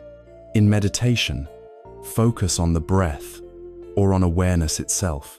Notice how thoughts come and go, but something remains, something that watches, that knows that something is not a thing. It has no form, no boundary. It is not yours. It just is. Practice dissolving the boundary between you and others. When you speak with someone, try to feel into their experience. Listen not just to their words, but to their heart.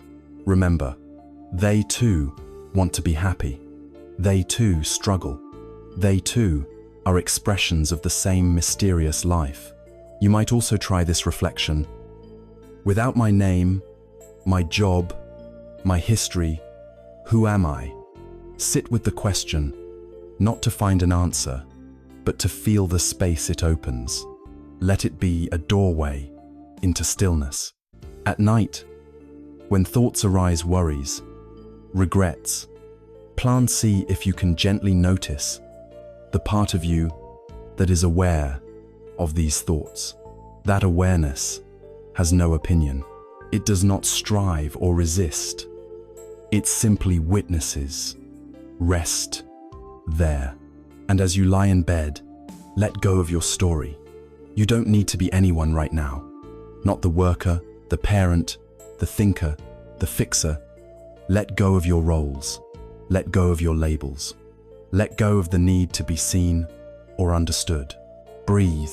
Feel the spaciousness that opens when you release the I.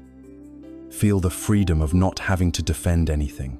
Feel the peace that comes when you rest in presenseno as someone, but as this breath, this warmth, this awareness. You are not separate. You never were. The wave is not separate from the ocean. The sunbeam is not separate from the sun. You are life itself, moving, breathing, unfolding. And when you wake tomorrow, you may still play your roles, speak your name, carry your responsibilities, but something will be different. You will know, deep down, that these are garments worn by something vast and sacred. You will know that beneath the noise of thought, beneath the drama of self, there is silence, wholeness, love. This is the gift of selflessness, not the loss of identity, but the discovery of your true nature. Not small, not separate, but boundless and awake. And in that boundlessness, you will rest, not as someone seeking peace, but as peace itself. In times of great uncertainty and change, we often look outward for stability, for systems, people, routines, or beliefs to anchor us. But life, in its nature, is fluid. Circumstances shift. People come and go. What once brought comfort may fade. And so the Zen tradition gently redirects our gaze inward, not to escape the world, but to discover a deeper, steadier foundation, our own inner strength. This strength is not about force. It is not the strength of dominance, rigidity, or resistance. Zen strength is quiet, grounded, and deeply resilient. It is the strength that remains soft in the face of pain, that breathes steadily through discomfort, that does not panic when the future is unclear. It is the kind of strength that bends with the wind, but never breaks. There's a saying in Zen, the bamboo that bends is stronger than the oak that resists. Bamboo, thin and unassuming, survives storms that snap stronger trees. It is rooted, yet flexible. This is the essence of inner strength, not an armor to shield you, but a core that supports you, not an escape from vulnerability, but the capacity to remain present within it. Inner strength is cultivated in silence, in patience, in attention. It's what holds you steady when waves of emotion threaten to pull you under.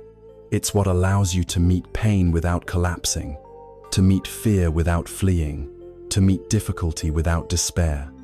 It is not loud, but it is enduring.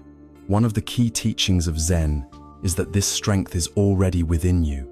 You don't have to acquire it, only uncover it. It is buried beneath the noise of fear and self-doubt, beneath the habits of avoidance, and the chatter of the world. Through practice, you begin to sense it, like a quiet flame that doesn't flicker, even in the wind. Consider the story of a Zen master and his student. The student came to the master, shaken and tired. "Master," he said, "my life is filled with fear. I try to be strong, but I always feel like I'm failing. I don't think I can do this." The master led him to a large stone in the garden. "Sit here," he said, "and do nothing but breathe. When the fear comes, do not push it away. Do not run. Simply sit and let it pass through you." The student did as he was told. At first, the fear was overwhelming. His mind screamed with doubt. His body tensed, but he stayed. He breathed, and slowly, something shifted. The fear didn't disappear, but it lost its grip. Beneath it, he found a place of calm, a place that fear could not touch. He returned to the master and asked, "Was that strength?" The master smiled. "Number, that was your nature." Zen teaches that strength is not found by defeating fear, but by turning toward it with presence. True courage is not the absence of fear, it is the willingness to stay with it, to breathe through it, to understand it. Every time you do this, you grow stronger, not in muscle, but in spirit. This kind of strength becomes especially important in the quiet hours of the night, when the mind turns inward and the worries of the day echo louder. Perhaps you lie in bed, replaying a conversation, worrying about tomorrow, questioning your worth.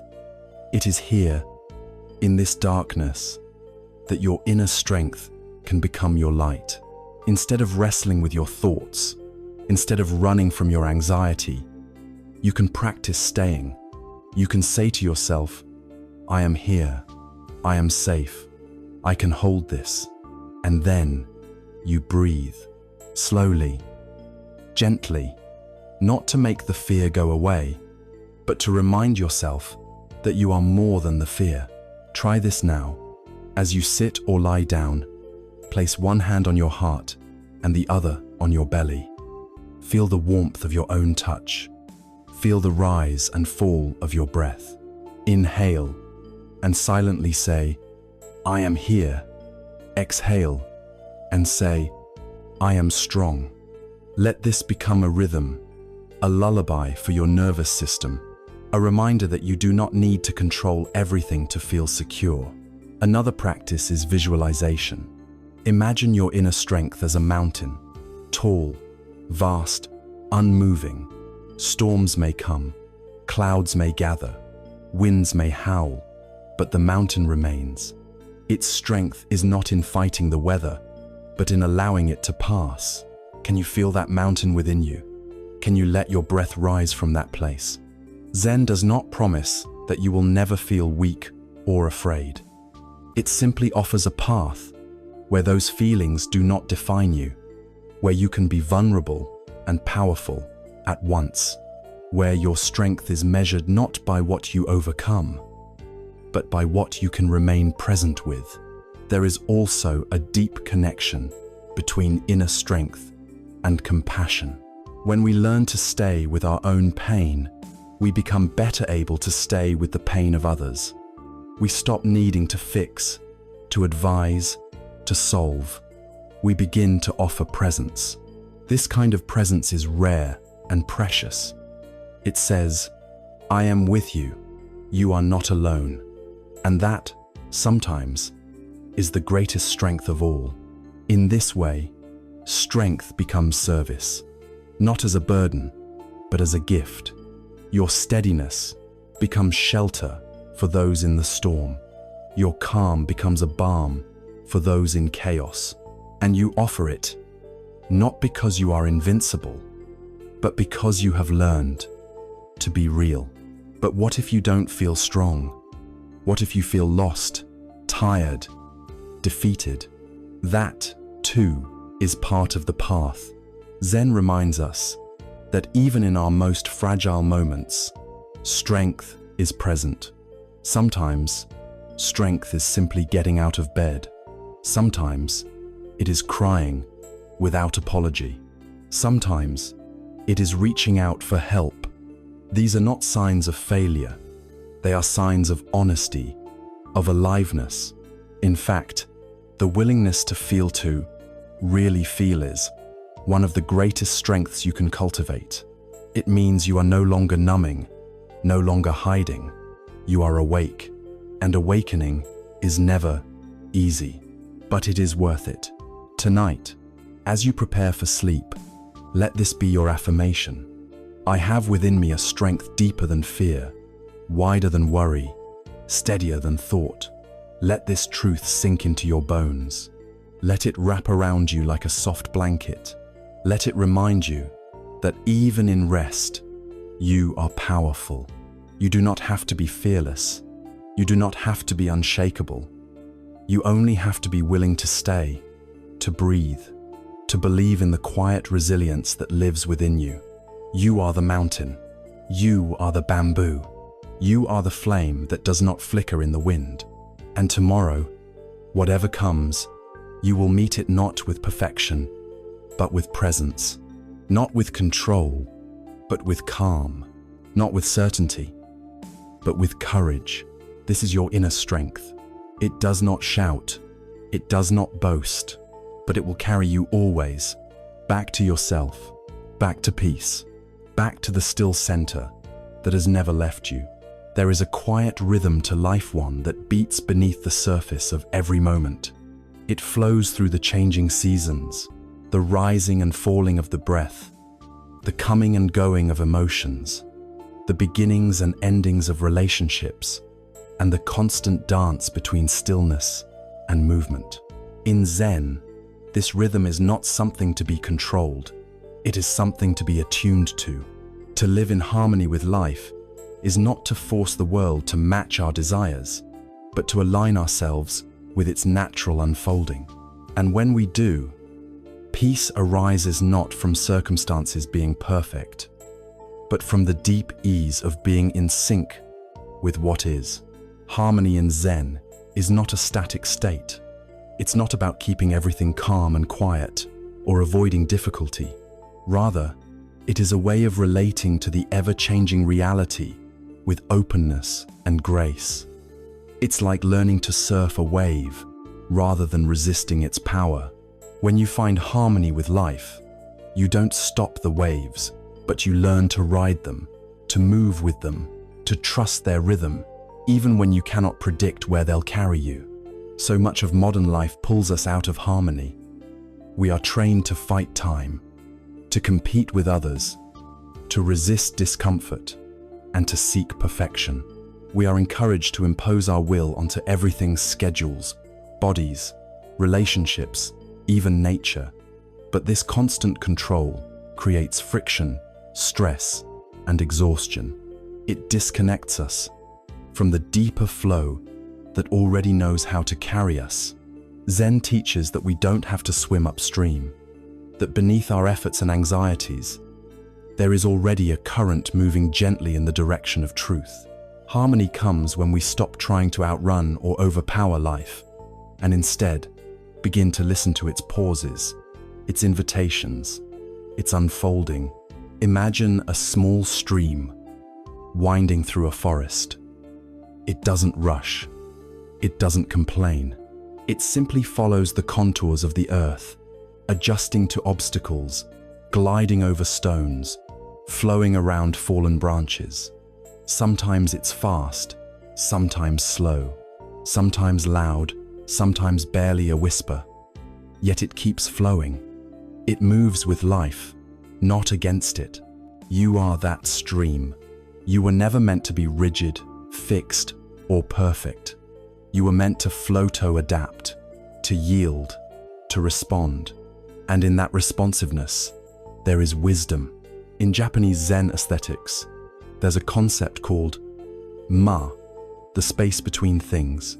It is the pause in music that gives the note meaning, the silence between words that gives language breath, the stillness that makes movement visible. In life, ma teaches us to honor the spaces, to not rush to fill every gap, to recognize that harmony includes silence, stillness, emptiness.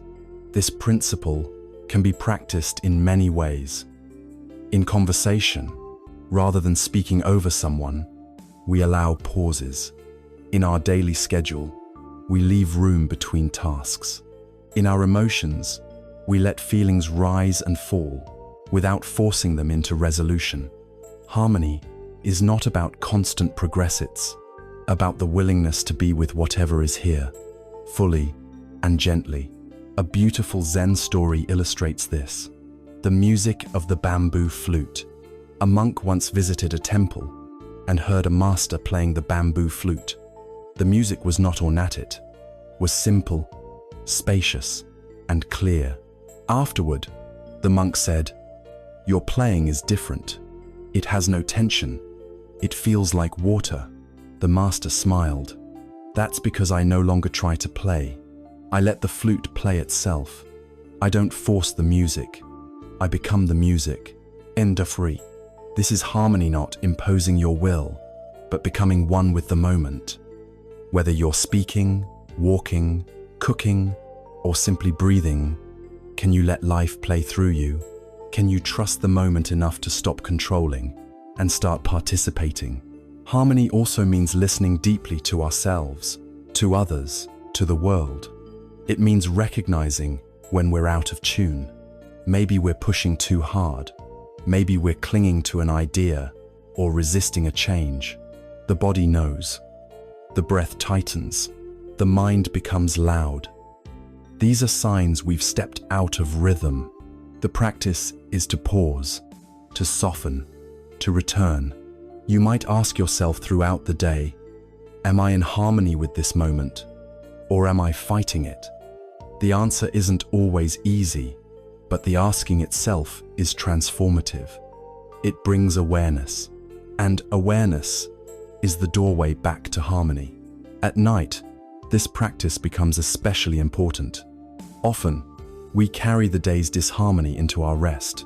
We replay conflicts, worry about unfinished tasks, critique ourselves for not doing more.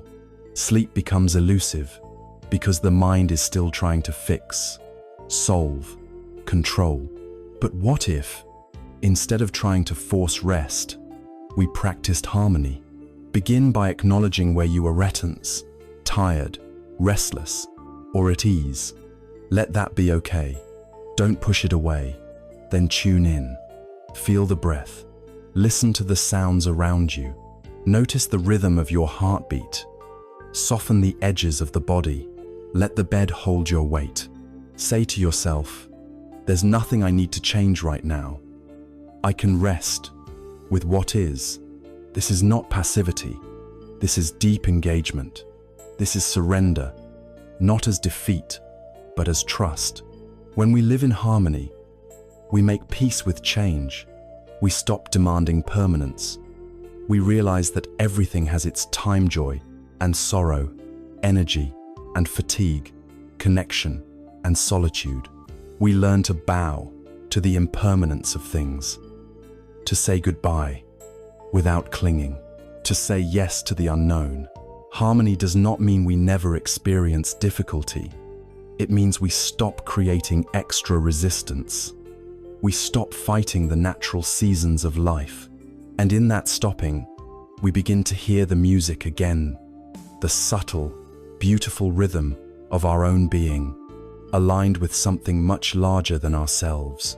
You may begin to notice harmony in small moments.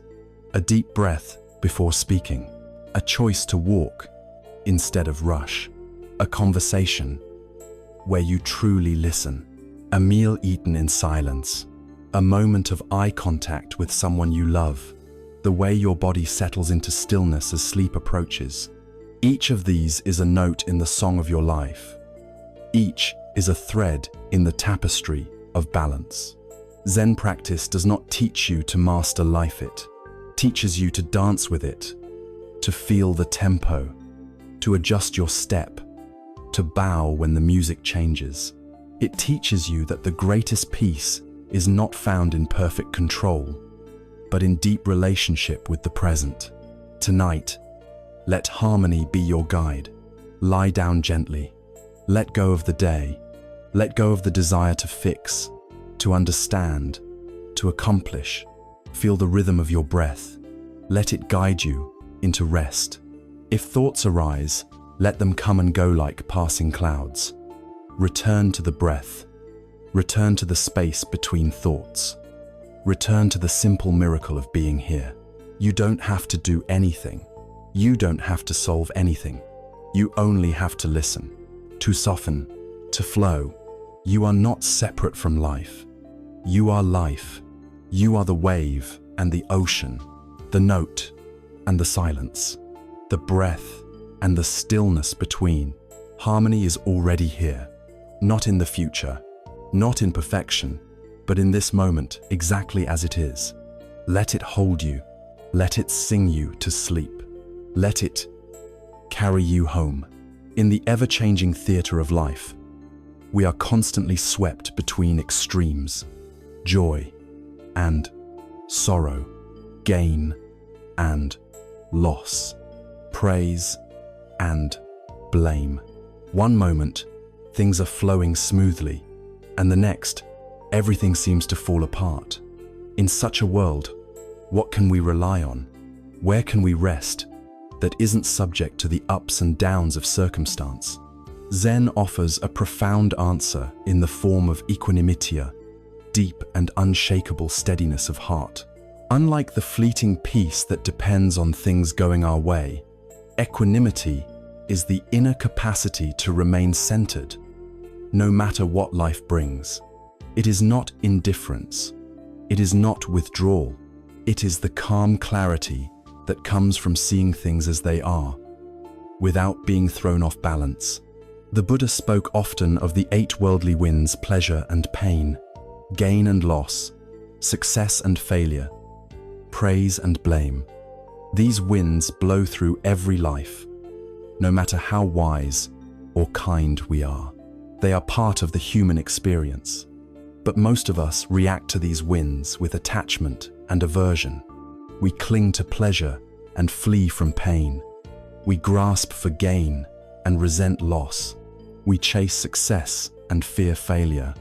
We glow under praise and shrink under blame. This constant reactivity becomes the root of suffering. Equanimity, in contrast, teaches us how to meet these winds with grace. It is not a denial of feeling, but a deep grounding that allows us to feel fully without being overwhelmed. It is the quiet strength that says, yes, this too is part of life, and I can hold it. Think of a tree with deep roots. The wind may shake its branches, but it doesn't fall. Or imagine the vast sky, untouched by the weather that moves through it. Clouds may gather, storms may rage, but the sky remains open, vast, and steady. This is the image of equanimity, open to all experiences, but not defined by any of them. There is a story from Zen tradition that reflects this perfectly. The farmer's luck. Once, there was a farmer whose horse ran away. His neighbors said, "How unfortunate." But the farmer simply replied, "Maybe so, maybe not." A few days later, the horse returned, bringing with it 3 wild horses. The neighbors exclaimed, "How fortunate." Again, the farmer said, "Maybe so, maybe not." Later, the farmer's son tried to tame one of the wild horses, was thrown off, and broke his leg. The neighbors cried, "How terrible." And once more, the farmer said, "Maybe so, maybe not." A week later, soldiers came to the village, drafting young men for war. Because the farmer's son had a broken leg, he was spared. "What good luck," the neighbors said. The farmer, as always, replied, "Maybe so, maybe not." This story points to the heart of equanimity. We rarely see the full picture. What we label as good or bad is often just a single thread in a larger tapestry. Equanimity doesn't mean we don't care. It means we stop clinging to judgments and outcomes. We learn to trust life's unfolding, even when we don't understand it. Cultivating equanimity is a gradual process. It begins with mindfulness, the simple practice of noticing what is happening within us and around us, without judgment. When a difficult emotion arises, we pause, we breathe, we say, "This is here." We don't push it away or indulge it. We hold it, gently, like a cup of warm tea. We observe its shape, its temperature, its texture, and we wait. With practice, we begin to see that no state lasts forever. Emotions come and go, like waves. Thoughts rise and fall. Pain intensifies, then recedes. Even joy passes. This is not cause for despair, it is the ground of freedom. When we stop expecting life to be permanent, we stop panicking when it changes. This insight is especially powerful when applied to anxiety. Often, when anxiety arises, we tighten against it. We tell ourselves, "This shouldn't be happening." We try to fix it, fight it, or run from it. But equanimity offers another path. When anxiety comes, welcome it like a guest. Say, "Ah, here you are again." Let it sit beside you. Feel it in the body, the quickening breath, the tightness in the chest, the buzzing in the mind. Breathe into those sensations. Don't try to make them go away. Just be with them. Over time, you will discover something remarkable. You are not the anxiety. You are the one who notices it. You are the awareness that holds it. And that awareness is not anxious. It is calm, spacious, and steady. That is equanimity. Equanimity also transforms our relationships. Instead of reacting to others with anger or judgment, we respond with clarity. We see that people are shaped by causes and conditions, just like we are. We stop taking everything personally. We learn to forgive not because we approve of harm, but because we understand its roots.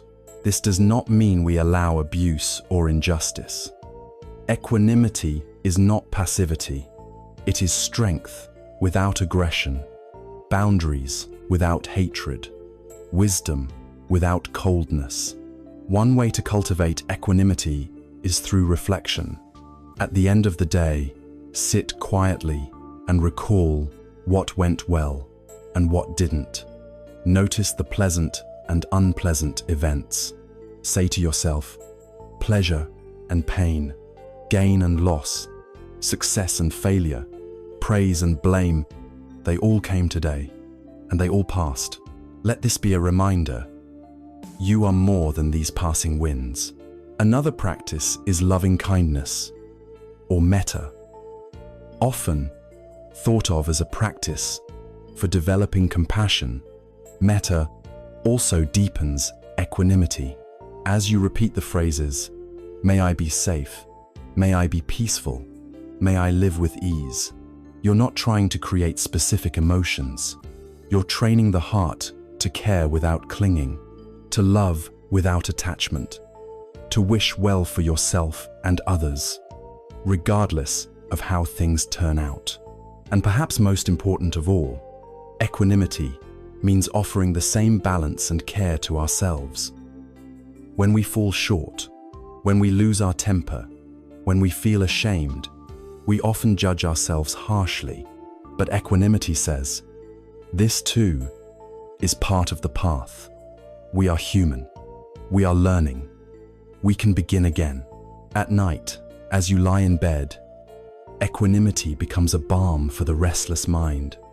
Rather than rehashing the day's mistakes or worrying about tomorrow, you can say, "Today brought what it brought. I did what I could. I will rest now." Let go of striving. Let go of regret. Let go of control. Try this visualization. Imagine a vast ocean. Its surface may be rough with waves, but deep below, it is still. As you breathe, let your awareness sink to that depth. Feel the steadiness beneath the surface. Let the breath carry you regently, slowly. If thoughts arise, smile at them like old friends. Let them pass. Return to the breath, to the depth, to the stillness. In this stillness, you will find equanimity, not as a concept, but as a felt experience. The body softens, the mind quiets, the heart opens. You realize you don't have to fix the world tonight. You don't have to fix yourself. You can rest in this moment, just as it is. And when the morning comes, you rise not with rigidity, but with presence. You meet the day not with expectation, but with curiosity. You walk into the world like the tree, rooted and flexible, like the sky, vast and open, like the ocean, deep and still. Equanimity does not protect you from life, it connects you more deeply to it. It teaches you to be brave without being brittle, to care without being crushed, to feel without being overwhelmed. This is the gift of Zen balance. This is the middle path. This is the strength of softness. Tonight, as you rest, remember, the winds may blow, but you are not the wind. You are the sky. You are the tree. You are the ocean. Let the world spin. Let the thoughts pass. Let the breath rise and fall. You are here. You are steady. You are enough. There is perhaps no greater freedom than the ability to let go. Yet, in many ways, letting go is also the hardest thing we will ever do. We hold tightly to what we love, to what we fear, to who we think we are. We grip past regrets and future anxieties. We clutch identities, expectations, and stories that no longer serve us. And as we hold on, our suffering deepens. Zen Buddhism offers a profound teaching. Liberation does not come from acquiring more, but from releasing more, from surrendering our tight grip on control and learning to trust the natural unfolding of life. Letting go, in the Zen sense, does not mean giving up or turning away from responsibility. It doesn't mean becoming passive or indifferent. Instead, it means loosening our psychological and emotional attachment to outcomes we cannot control. It means softening the fist of the ego, opening the palm of awareness, and allowing things to come and go without clinging or resisting. So much of our tension arises from the illusion that we can and must control everything. We believe that if we worry enough, plan hard enough, push strong enough, we can force life into alignment with our desires. But life, in its essence, is fluid, unpredictable, impermanent. No matter how much we try, we cannot stop change. We cannot make people stay. We cannot ensure the future unfolds according to our vision. Zen teaches us not to fight this truth, but to embrace it, to learn the subtle, graceful art of letting go, again and again. One of the most well-known Zen stories about letting go is the parable of the two monks. The two monks and the woman. Two monks were walking along a muddy road after a heavy rain. As they came to a small village, they saw a young woman in fine silk clothing, unable to cross the road without soiling her garments. Without hesitation, the older monk picked her up and carried her across the puddle. He set her down and continued walking. The younger monk was silent for hours, clearly disturbed. Finally, he spoke. "We are not supposed to touch women. "Why did you carry her?" the elder monk replied. "I put her down hours ago. Why are you still carrying her?" This story reveals how we carry things far longer than necessary. We replay old conversations, revisit past choices, and rehearse imaginary scenarios. Our minds are filled with baggage we never put down, and it is not the weight of the moment that exhausts it is the weight of our refusal to release it. Letting go begins with awareness. You start to notice what you're carrying. What stories are you repeating? What judgments are you clinging to? What fears do you feed each night before sleep?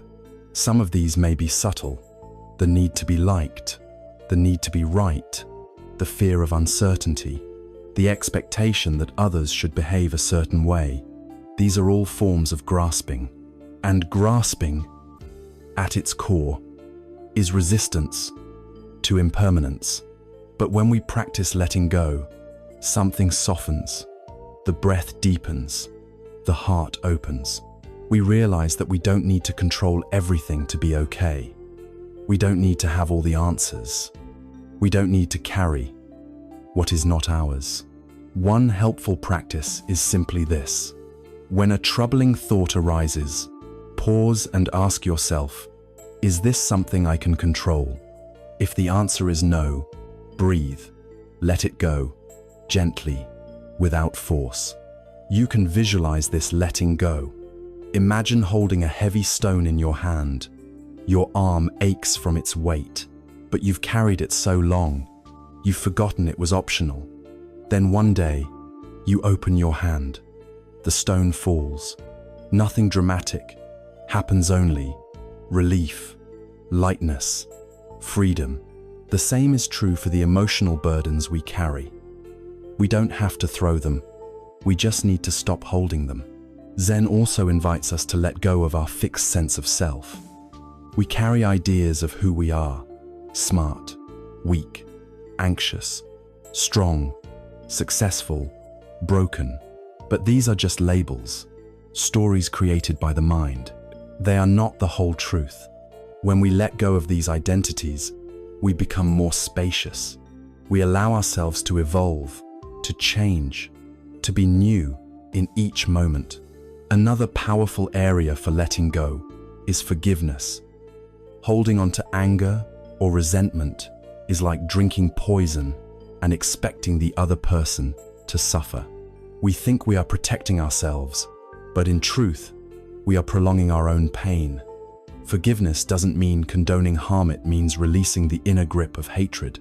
It means saying, I no longer wish to carry this. And that release is a gift we give to ourselves. Letting go is also essential in our relationship with time. We cling to the past, longing for what was, grieving what didn't happen. We clutch the future, obsessing over what might go wrong, trying to prepare for every possibility. But peace is found only in the present. When we let go of time, we return to now, and now is always enough. Try this practice tonight, before bed. As you lie down, take a few slow breaths. Feel your body soften into the support of the mattress. Then, silently say to yourself, I let go of the day. I let go of what I didn't finish. I let go of how I was seen. I let go of needing to be perfect. I let go of what is not mine to carry. As you repeat these phrases, imagine each one as a knot gently loosening. You don't need to force anything. Let it be gentle, like leaves falling from a tree in autumn. Nature lets go with grace, so can we. And if the mind returns to its worries, gently return to your breath. Let the breath be your anchor, your reminder that nothing needs to be held right now. Just this inhale, just this exhale. Let it be enough.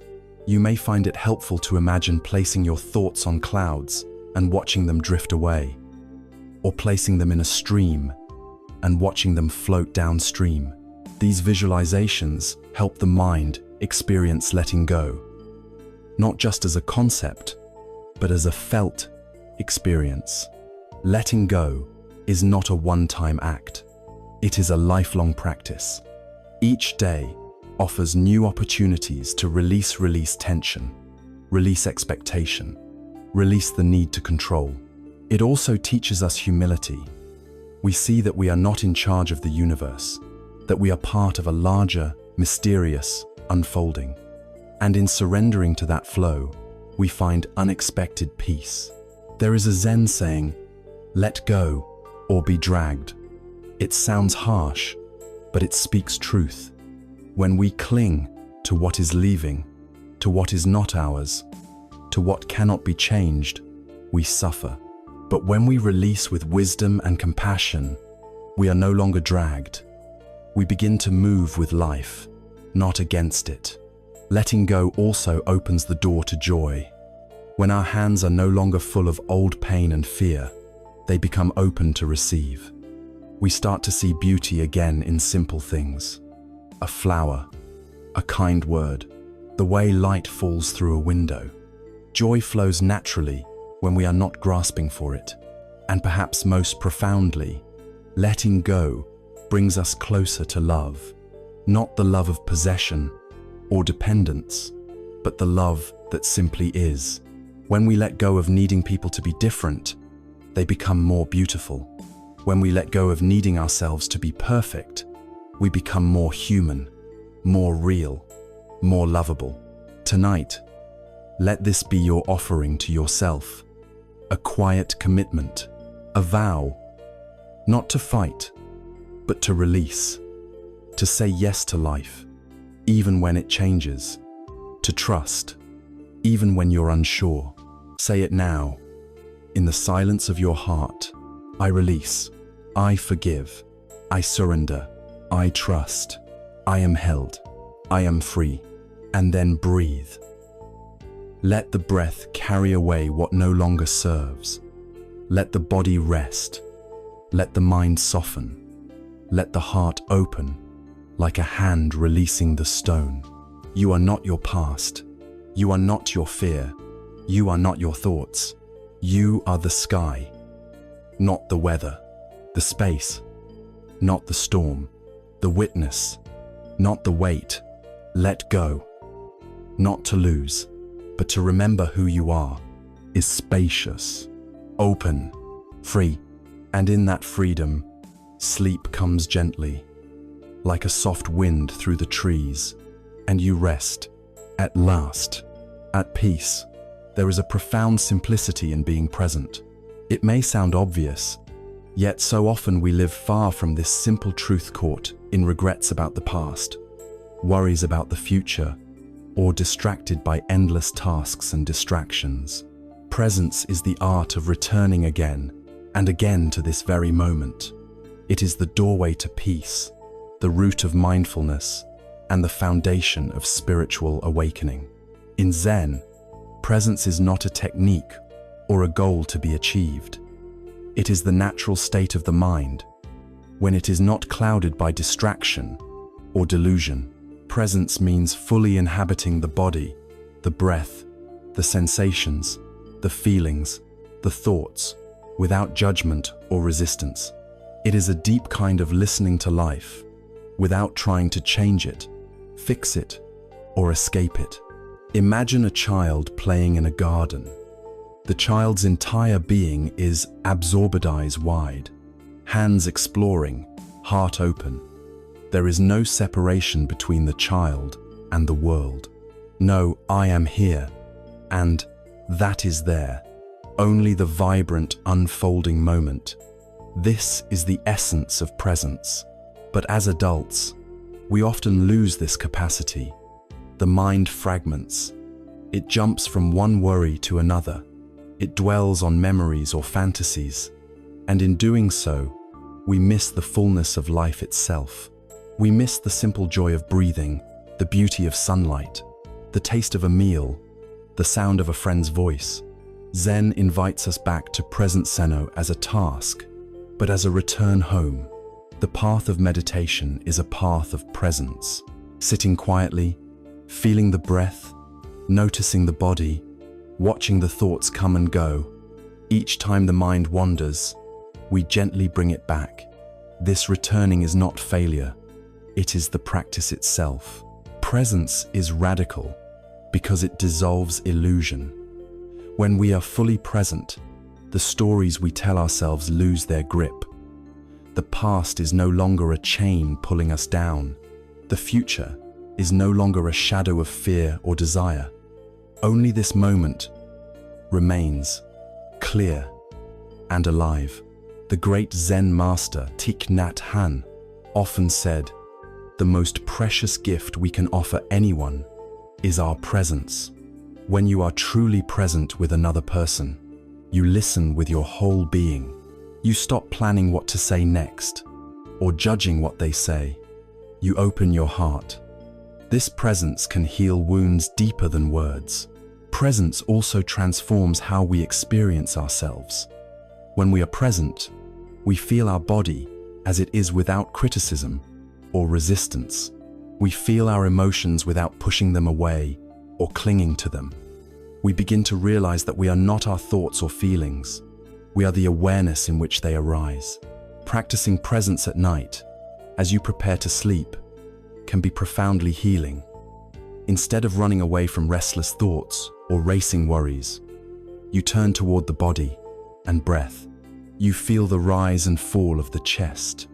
You notice the points of contact, the weight of the body on the mattress, the softness of the pillow.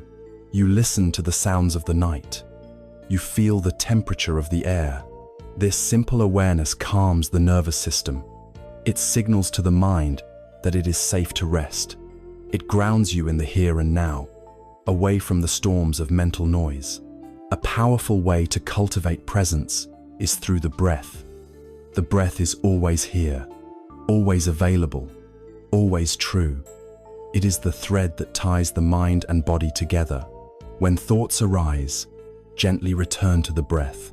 Feel the air entering and leaving. Notice the subtle pauses between inhale and exhale. This practice anchors you in the present. Another practice is body scanning. Slowly move your attention through the body from toes to head or head to toes.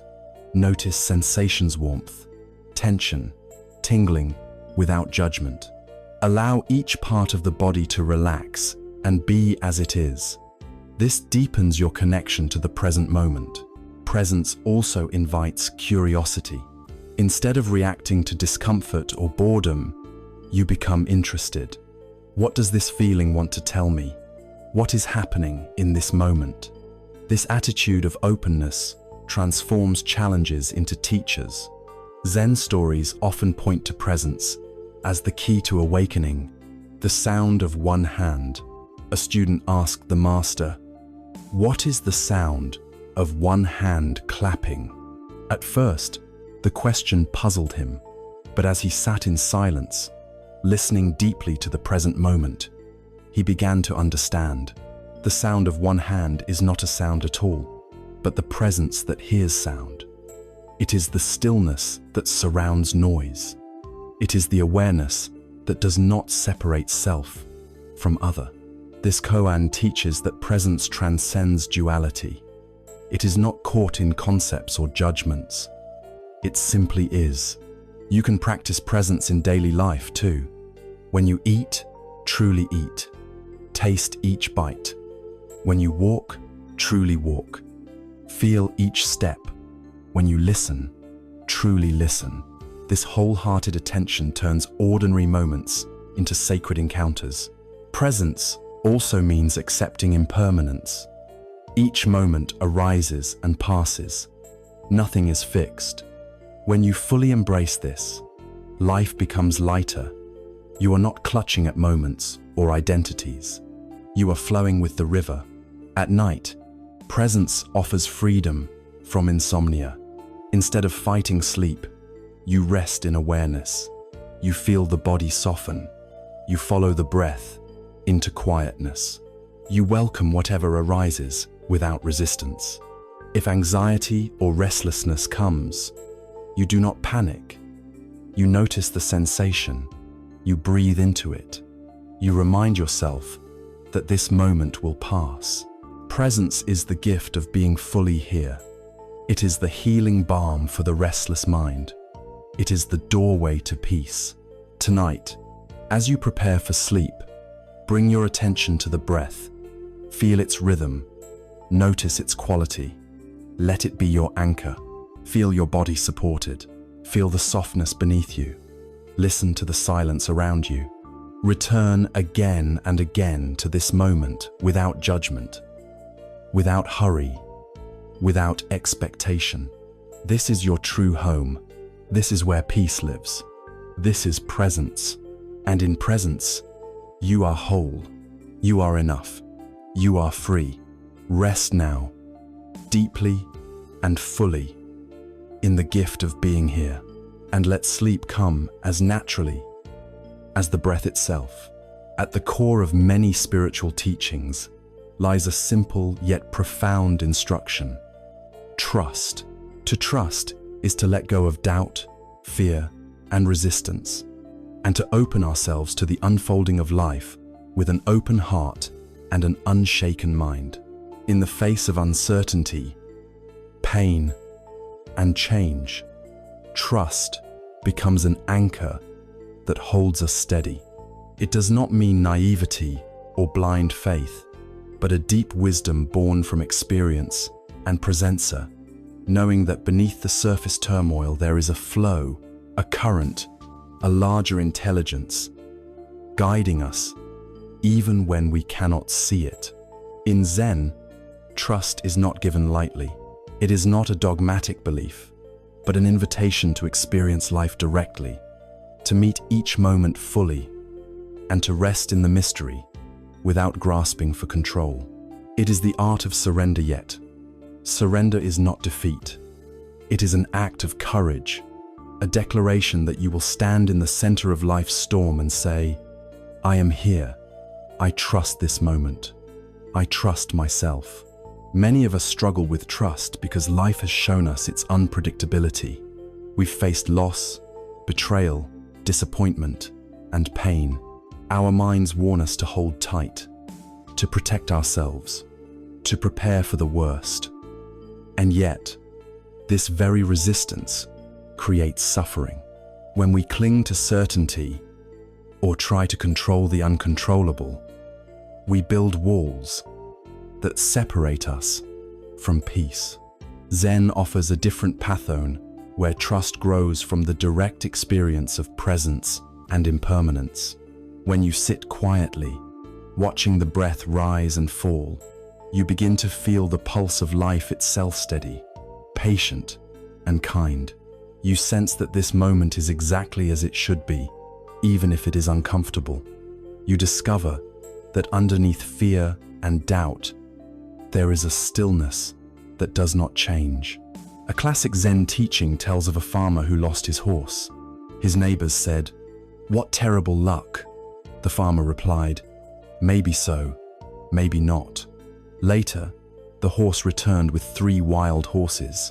The neighbors said, "What great luck." The farmer replied, "Maybe so, maybe not." When his son broke his leg taming a horse, the neighbors said, "What bad luck." The farmer said again, "Maybe so, maybe not." When the army came to draft young men, but passed over his son because of his injury, the neighbors said, "What good luck?" And the farmer replied, "Maybe so, maybe not." This story encapsulates trust not as rigid optimism, but as humble acceptance of life's unfolding, knowing that every moment contains unknown possibilities. Trust invites us to release the urge to judge or predict, and instead rest in the openness of maybe so, maybe not. Building trust begins with trusting yourself, the mind, body, and heart that carry you through each day. When anxiety or self-doubt arises, the impulse is to push it away, to argue with it, to try harder to be different. But Zen invites a different response, to say, "I see you. You are here. I trust that I can meet you." This self-trust does not mean you have all the answers, it means you have the strength to be present with what is, One way to cultivate trust is through the breath. The breath is the most immediate, most reliable anchor we have. It moves steadily, even when the mind races. By returning to the breath, you remind yourself that life sustains you moment by moment. This intimate connection to your own aliveness builds confidence and calm. Another practice is to cultivate beginner's mind. This means approaching each moment as if for the first time, free from assumptions and expectations. When you let go of what you think should happen, you create space for what is actually happening. This openness naturally fosters trust in life's unfolding. Trust is also closely linked to surrender. Surrender does not mean giving up or resigning yourself to suffering. It means accepting what you cannot change, while acting wisely where you can. It means holding your life with an open hand, rather than a clenched fist. The moment you stop fighting what is, you conserve energy and open the door to peace. Consider how water flows. It does not resist the shape of the riverbed. It yields to obstacles, moves around them, and continues onward. In surrender, there is power. The power to adapt without losing yourself, to face difficulty without breaking, to move through life with grace. Trust also invites compassion to yourself and to others. When you trust that everyone is doing their best in this moment, you stop harsh judgment. You begin to see the common human struggle beneath surface behaviors. This recognition softens the heart and deepens connection. At night, when doubts and fears crowd the mind, trust becomes a refuge. Instead of wrestling with thoughts or trying to solve everything before sleep, you can practice saying, "I don't have to know all the answers. I don't have to control the future. I am safe in this moment. I trust myself to rest now." Visualize yourself lying on the earth, supported and held. Feel the ground beneath you, steady and strong. Imagine roots growing from your body into the earth, grounding you. Feel the breath moving through you, steady and sure. Let this image remind you that you are part of a vast, interconnected whole that supports you, even when the mind is uncertain. Trust is not built overnight. It is nurtured by daily practice, by returning again and again to presence, to acceptance, to kindness. When you stumble, you will greet yourself with patience. Remind yourself that trust is a path, not a destination. In the moments of greatest uncertainty, when life feels most fragile, you can choose trust. You can say, "I don't know what will happen, but I am here. I am enough. I will meet whatever comes with an open heart." This is the courage of trust, the faith that life's river will carry you, the peace that arises when you stop trying to control the current and instead become the current's gentle flow. Tonight, as you prepare for sleep, make this your mantra. I trust. I surrender. I am safe. I am whole. Let these words sink deep. Let them cradle your mind and heart. Let them guide you into rest. You do not need to have all the answers. You do not need to control what is beyond you. You only need to trust. Trust in the breath. Trust in the body. Trust in the moment. Trust in yourself. And in that trust, you will find peace. You will find strength. You will find home. Rest now. Rest deeply. Tomorrow, trust will rise with the sun steady, calm, and bright. The journey we have traveled through this series is not merely a path of knowledge or technique, but a gradual unfolding, gentle opening to the deepest reality beneath life's surface. And now, as we arrive at this final part, we come face to face with awakening. Awakening is the true freedom that arises when the veil of illusion falls away, and we recognize ourselves as we truly are. It is the clear seeing, the radiant presence, the peaceful heart that no longer clings or resists, but flows effortlessly with life. Awakening is often described as enlightenment, satori, or kensho, in Zen moment of profound insight, when the ordinary becomes extraordinary, when the boundary between self and other dissolves, and the whole vastness of existence is revealed as intimate and alive. It is not a distant goal to be reached, but an ever-present reality to be uncovered here and now. This awakening begins with presence. When we learn to be fully here, moment by moment, we begin to see the subtle patterns of mind and heart. We notice how we have been carried away by thoughts, judgments, fears, and desire show.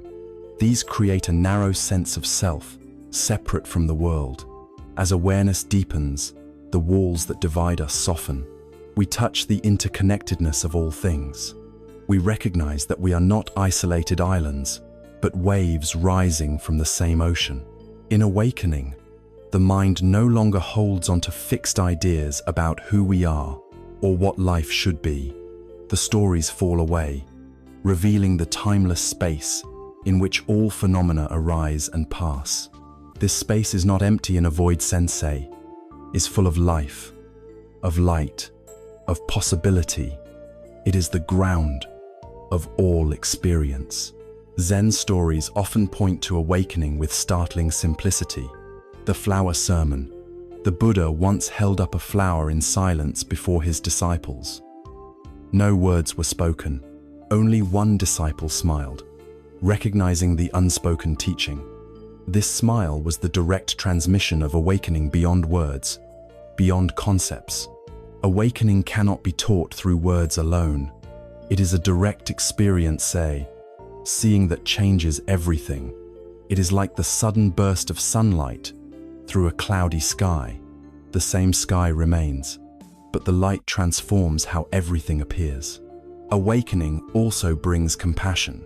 When we see clearly that all beings share the same desire to be happy and free from suffering, our heart naturally opens. We no longer separate ourselves from others. Instead, we act with kindness, patience, and understanding, not because we have to, but because we see the unity beneath diversity. True awakening does not erase difficulty or sorrow. It does not grant immunity from pain, but it changes our relationship to suffering. We no longer resist it in vain. We hold it with presence and compassion, and through this, suffering itself transforms. A Zen teaching says, before awakening, mountains are mountains and waters are waters. After awakening, mountains are no longer mountains and waters are no longer waters.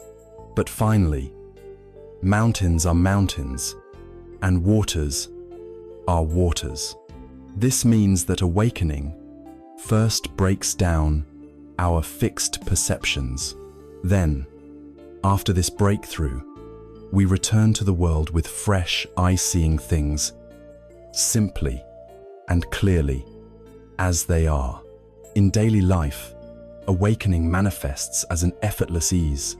It is waking up from a dream of separation and seeing the world as a vibrant, living whole. It is dancing with uncertainty rather than fearing it.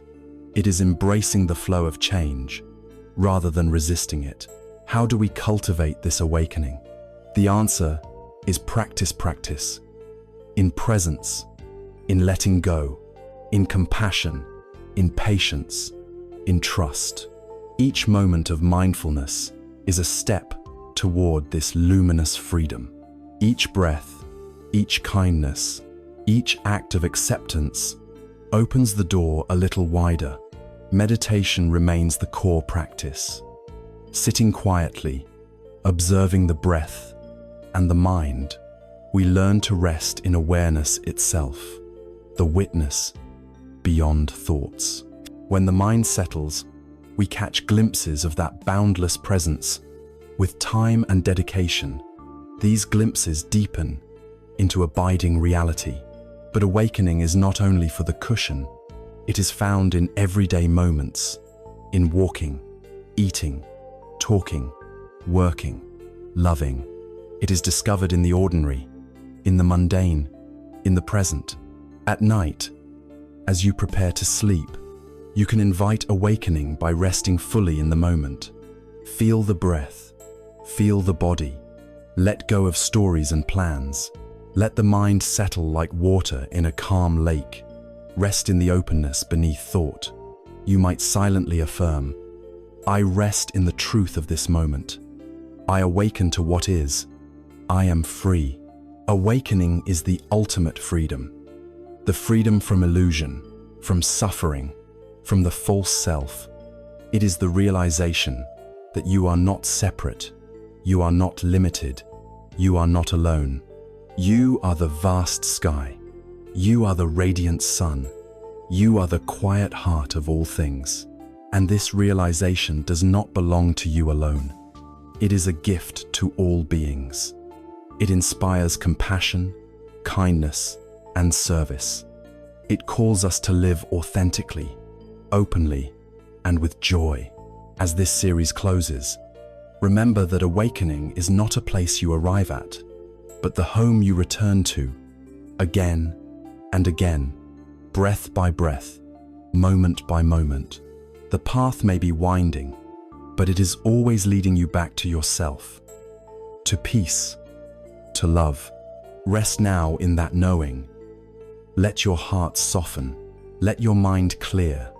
Let your whole being open to the vast, unending presence that you have always been. This is awakening. This is your true nature. This is home. Sleep now, deeply and freely, in the light of your own awakening.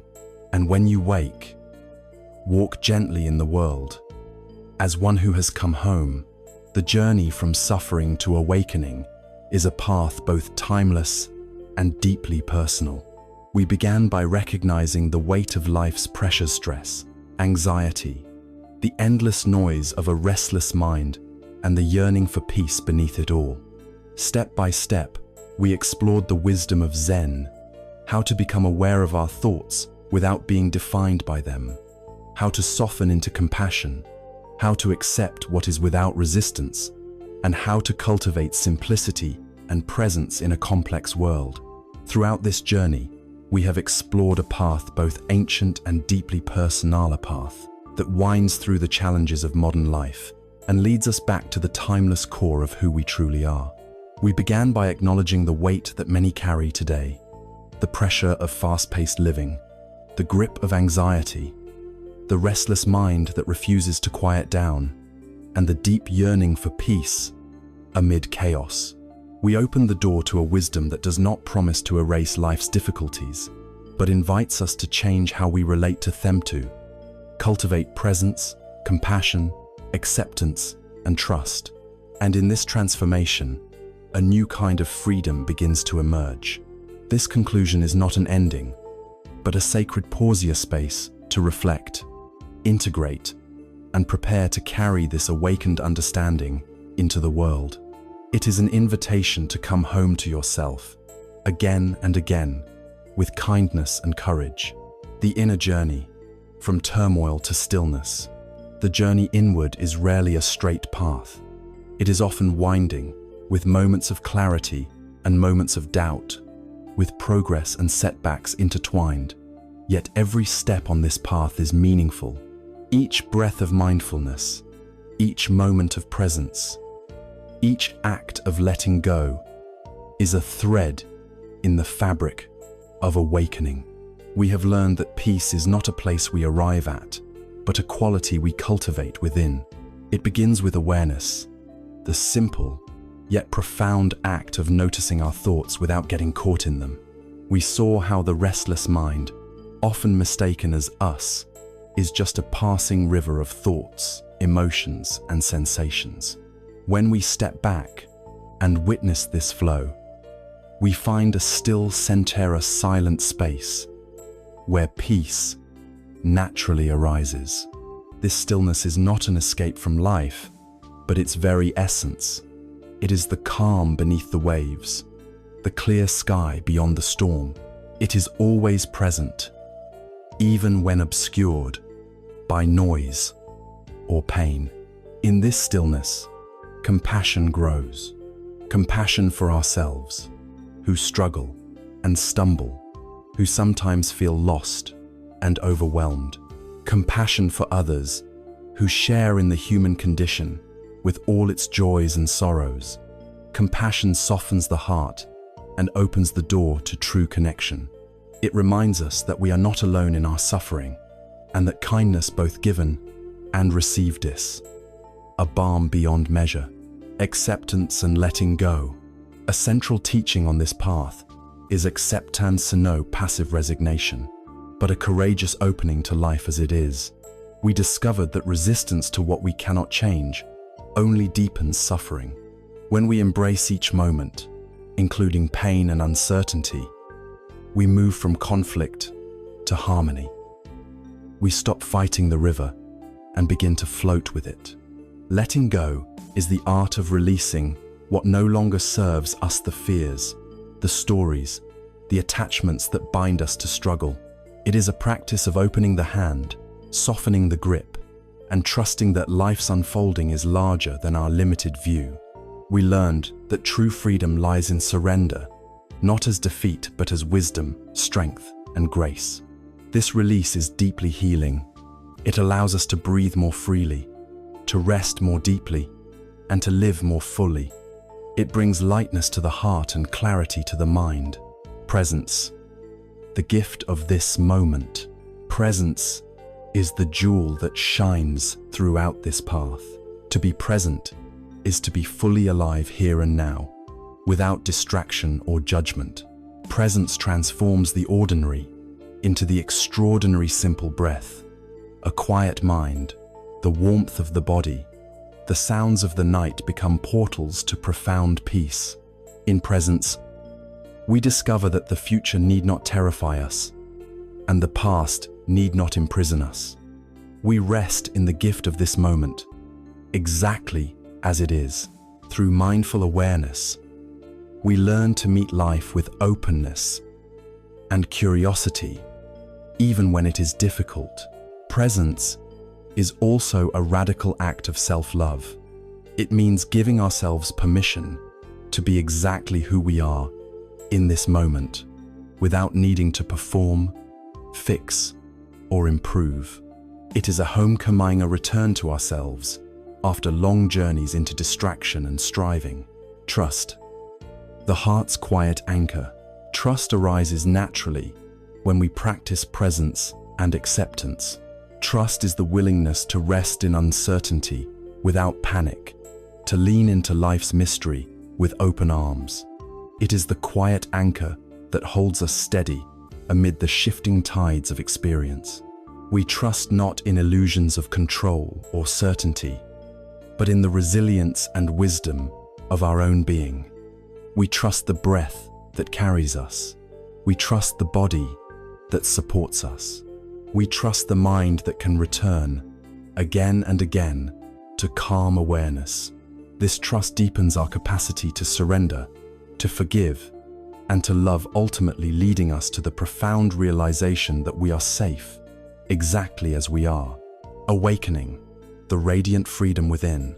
Awakening is the flowering of all these practices, the moment when the veil lifts and we glimpse the vastness beyond the small self. It is the clarity that reveals we have never been separate from life, but always part of a whole. It is the freedom from illusion and the homecoming to truth. This awakening is not a distant goal, but the natural outcome of sincere practice and presence. It is both a sudden insight and a gradual unfolding. It touches every aspect of our lives, relationships, our work, our moments of joy and sorrow. In awakening, life is no longer a problem to solve or a puzzle to fix. It is a mystery to be lived with wonder and gratitude, living the path, carrying peace into the world. As this series closes, remember that the practice does not end here. Life will continue to present challenges, unexpected twists, and opportunities for growth. The teachings are tools to help you meet whatever arises with wisdom and kindness. You carry the peace you have cultivated within you into every moment. You are the calm in the storm, the light in the dark. Your presence can transform not only your own suffering, but also the world around you. You may find yourself stumbling, losing your way, or forgetting this peace from time to time. This is natural. The path is not about perfection, but about returning again and again to your true nature. With patience and compassion, you forgive yourself and keep walking. Each breath is a new beginning. Each moment is a chance to start fresh. Tonight, as you prepare for sleep, invite yourself to rest deeply in the truth you have discovered. Let go of effort and expectation. Soften the body, quiet the mind, feel the breath, steady and sure. Know that you are held by something vast and tender. Sleep is not an escape, but a sacred pausier time when your body and mind heal, when your awareness rests in the spaciousness beyond thought. Trust in this process.